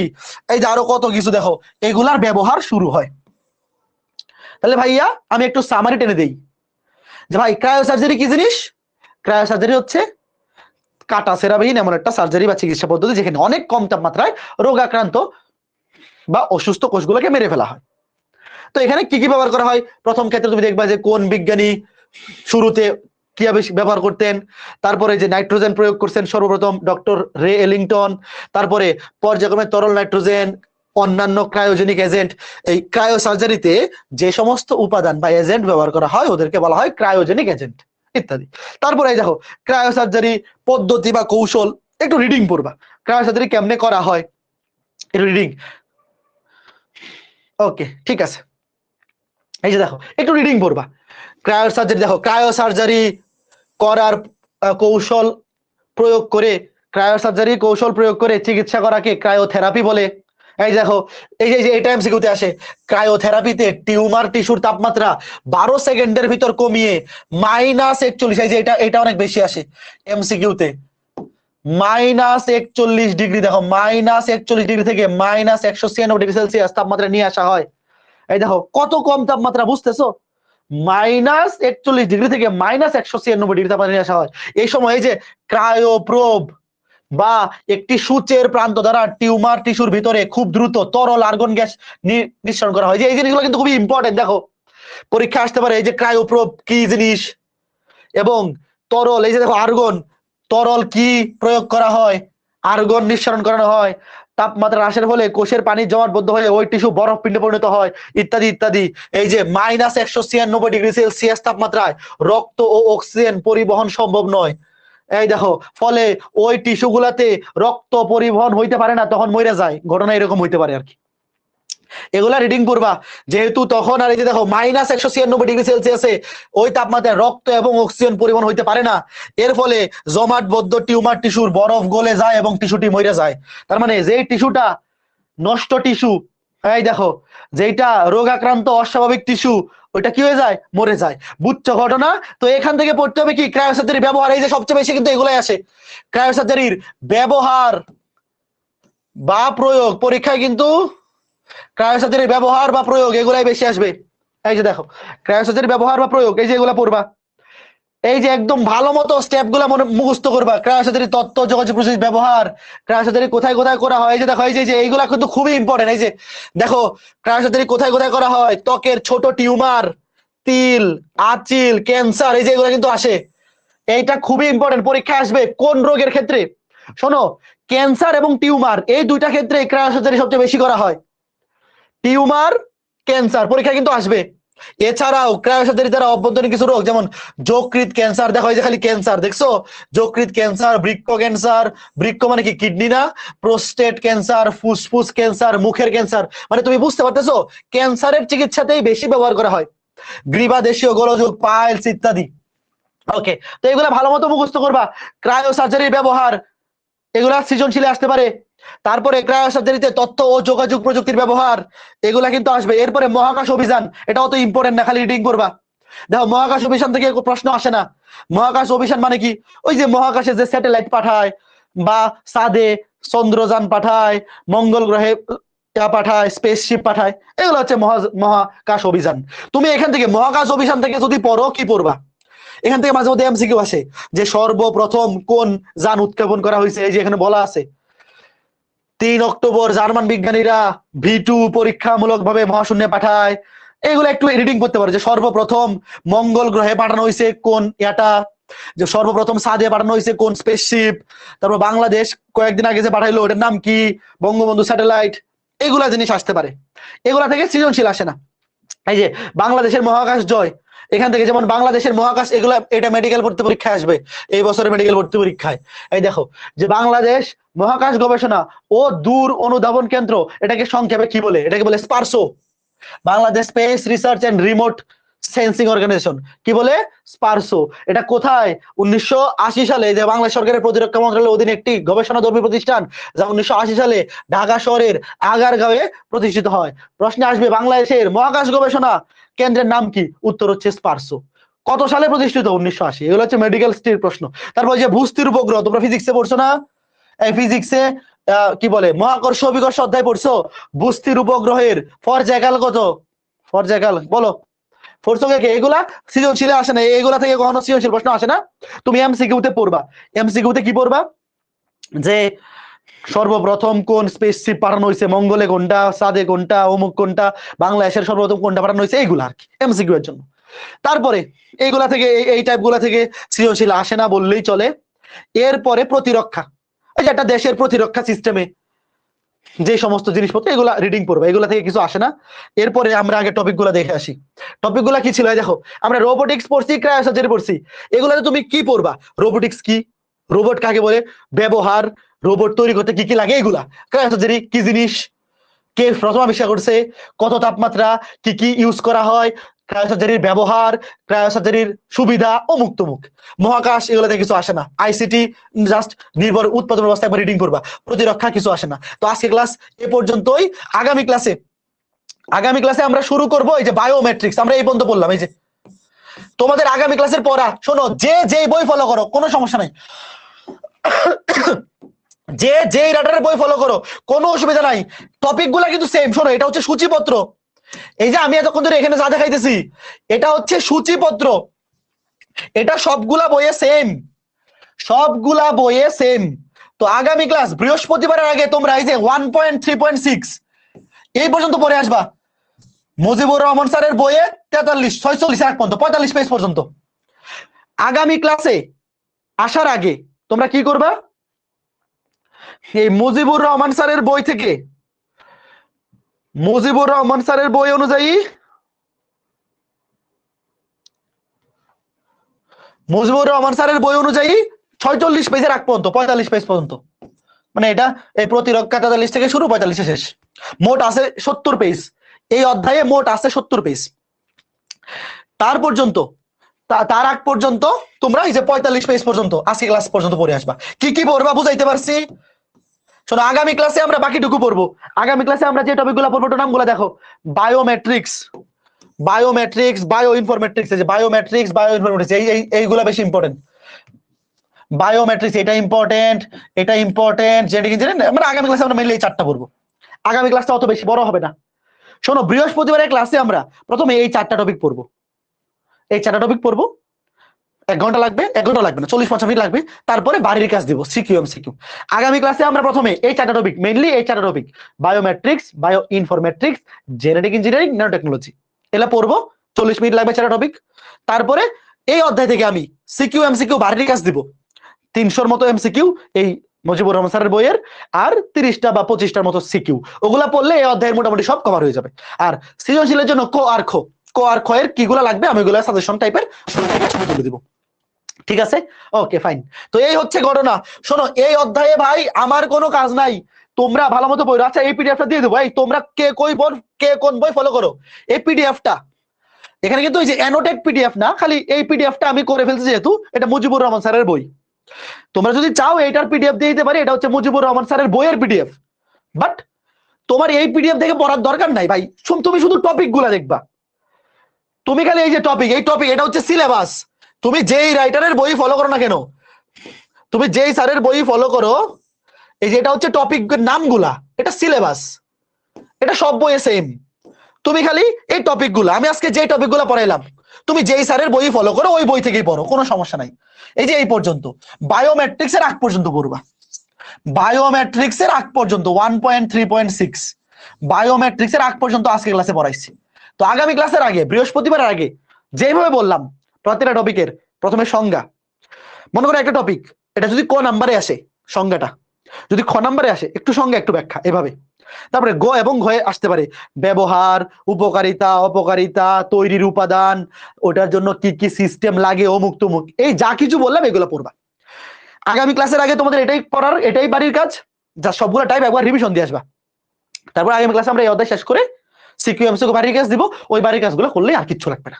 ঠিক আছে, ওকে ফাইন।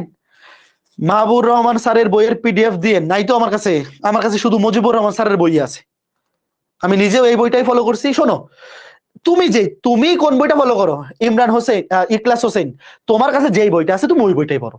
শোনো, আইসিডি তে সবগুলা বই মোটামুটি, আবার এই যে বোর্ড বইটাতে একটু কম আছে জিনিসপত্র, বোর্ড বইটা ফলো করার দরকার নাই, মিনিমাম অন্য একটা বই, আচ্ছা বোর্ড বইটা রাখো, সাথে অন্য একটা বই দেখো, কারণ ওইখানে জিনিসপত্র খুবই কম আছে।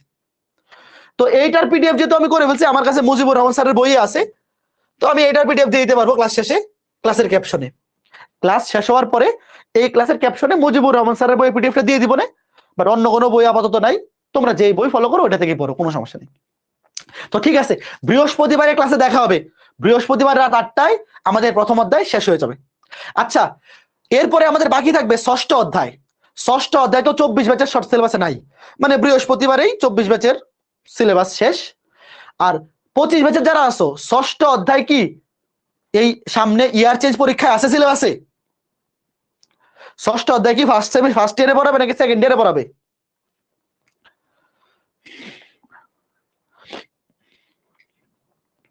সমস্যা নাই, যখনই থাকো আমরা আগে পড়াই ফেলবো, আমরা আগেই পড়াই ফেলবো ষষ্ঠ অধ্যায়। আগামী পর 1 সপ্তাহ গ্যাপ দিয়ে শুরু করে দিব, তাইলে আমাদের আইসিটি সিলেবাস মার্চ মাসের মধ্যেই কমপ্লিট। মার্চ মাসের মধ্যে ষষ্ঠ অধ্যায় 7 ক্লাস বা 8 ক্লাসের মতো লাগবে, 8 ক্লাসের মতো লাগবে। তো ষষ্ঠ অধ্যায় 8 ক্লাসের মতো লাগতে পারে, মার্চ মাসের মাঝামাঝি আমরা সিলেবাস কমপ্লিট করে ফেলবো, তারপরে খালি তোমরা নিজেরা রিভিশন দিবা লাস্টে, তাইলেই হবে। হ্যাঁ, ওকে, ঠিক আছে, ওকে, ঠিক আছে। তো সবাই ভালো থাকো, সুস্থ থাকো। শোনো, আর প্রথম অধ্যায়ের উপর এক্সাম কবে হবে আমি আগামী বৃহস্পতিবার জানাই দিব। মানে বৃহস্পতিবারে তো আমাদের এই অধ্যায়ের লাস্ট ক্লাস, বৃহস্পতিবারের ক্লাসের পর এই অধ্যায়ের মেগা এক্সাম কবে হবে জানাই দিব। বাট এই অধ্যায়ের মেগা এক্সামে কিন্তু ওই যে মুখস্থ নির্ভর প্রশ্ন থাকবে, যে যত ভালো করে টপিক গুলা পড়বে সে তত ভালো পারবে। এবং আমি যে বৃহস্পতিবারে সিকিউ এমসিকিউ বাড়ির কাজ দিব, ওখানে যে এমসিকিউ গুলা দিব 300 থেকে 350, ওই এমসিকিউ গুলা মুখস্থ করলে ওখান থেকে কমন পড়বে, বুঝছো? ঠিক আছে, সবাই ভালো থাকো, সুস্থ থাকো, আগামী ক্লাসে দেখা হবে। Tata tata tata tata. আমি শোনো, এই যে বইয়ের পিডিএফ ক্লাসের ক্লাসের ক্যাপশনে দিয়ে দিব, ঠিক আছে? ওকে, টাটা।